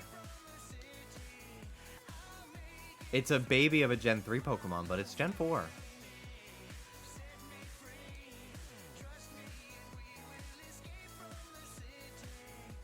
Chimecho needs an evolution.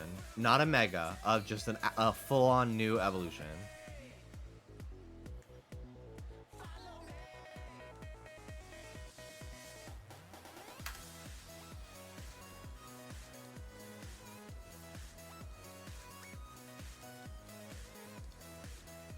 Is Badoo a baby? Yes. Badoo is a baby. Rosalia getting not just a new evolution, but also a baby form in the generation immediately after it was introduced is so It is one of the most perplexing Pokemon decisions ever to me. Like, it's just so weird. Like, where were all the Badoo in the Hoenn region? We just didn't see them until Oros, like, added them in. Why did they not just wait? It's just so weird. Thank you. Sceptile needs a better shiny, ugly ass fucking thing. Are you serious? No! I love it. It's so striking.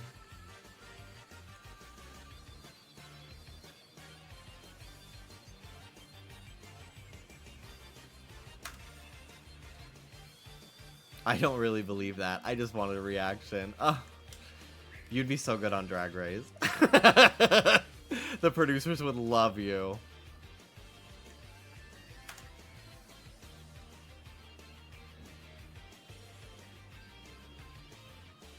Or Fox News. You can repeat all the fucking Blair White shit that you have absorbed in years past.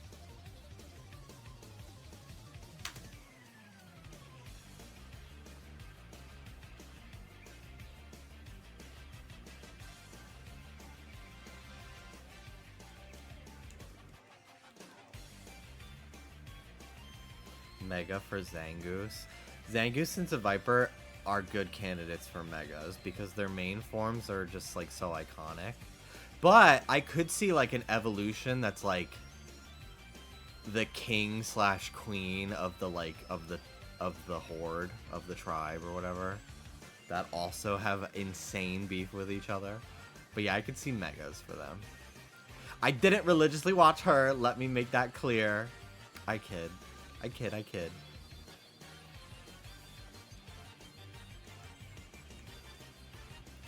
What if they did a form swap and Zangoose became a snake? Oh, that'd be weird. I'm curious how that would look. Arbok deserves something, and she's been getting hyped up for Year of the Snake. That is true. And there was a Superior in that video, too. Could be one of the starters for ZA. I think Superior would make a great fit as a Kalos evolution. Because it's like so regal. You know? I feel like it would fit right in.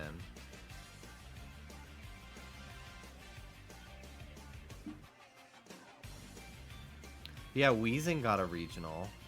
So I feel like Arbok needs some love too. Or maybe Superior is also a snake. Fuck you! I hate you! Shut up!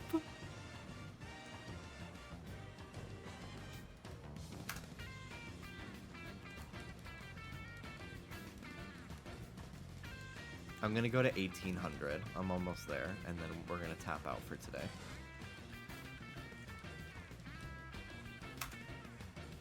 Yes! Superior, Empoleon, and I could see probably like Cinderace.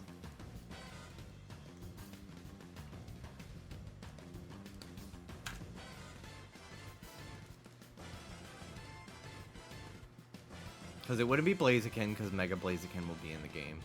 Typhlosion they just did. Charizard already has 2 Megas, and I think they're going to give it a 3rd.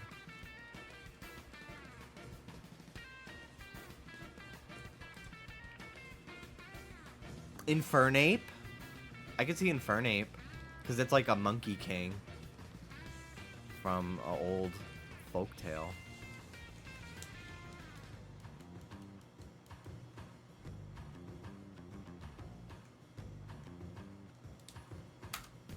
Emboar is same generation as Superior. So. Gen 7. Incineroar. They could do Incineroar. It's pretty popular, and I mean, they did Rowlet already. newness isn't really a deterrent. Oh yeah, you're right. Infernape is the same as Empoleon. You're totally right.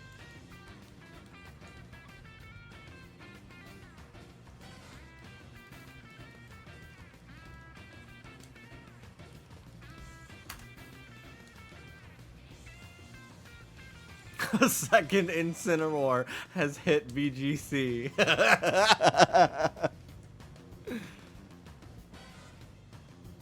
I'm really sad that the starters did not start to show their regional variant in their middle stages. I really wanted Quilava to have like some slight changes to really blend it into the final form. And same with, like, obviously Dartrix and Dewott as well.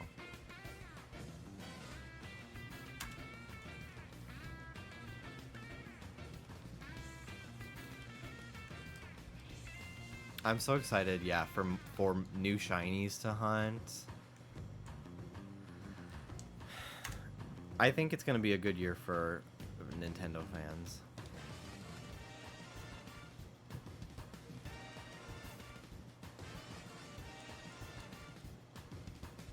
Yeah, I know what you mean. I think Hisuian, like, Decidueye, for example, is so much cooler looking than the shiny version. Like, the normal version, the orange, the autumn leaves. Like, it should have been the reverse. Like, I feel like the shiny should have been what the normal one looks like.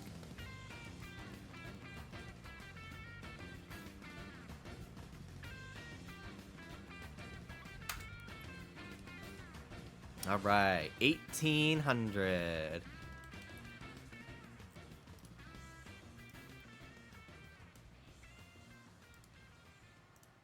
Good night, everybody. Thank you for watching.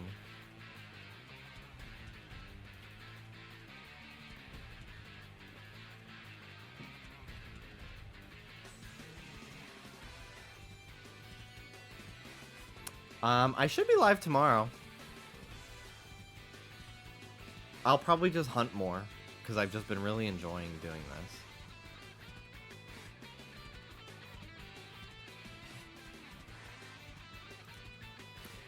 I never get to raid her, but I'm gonna raid Jazz.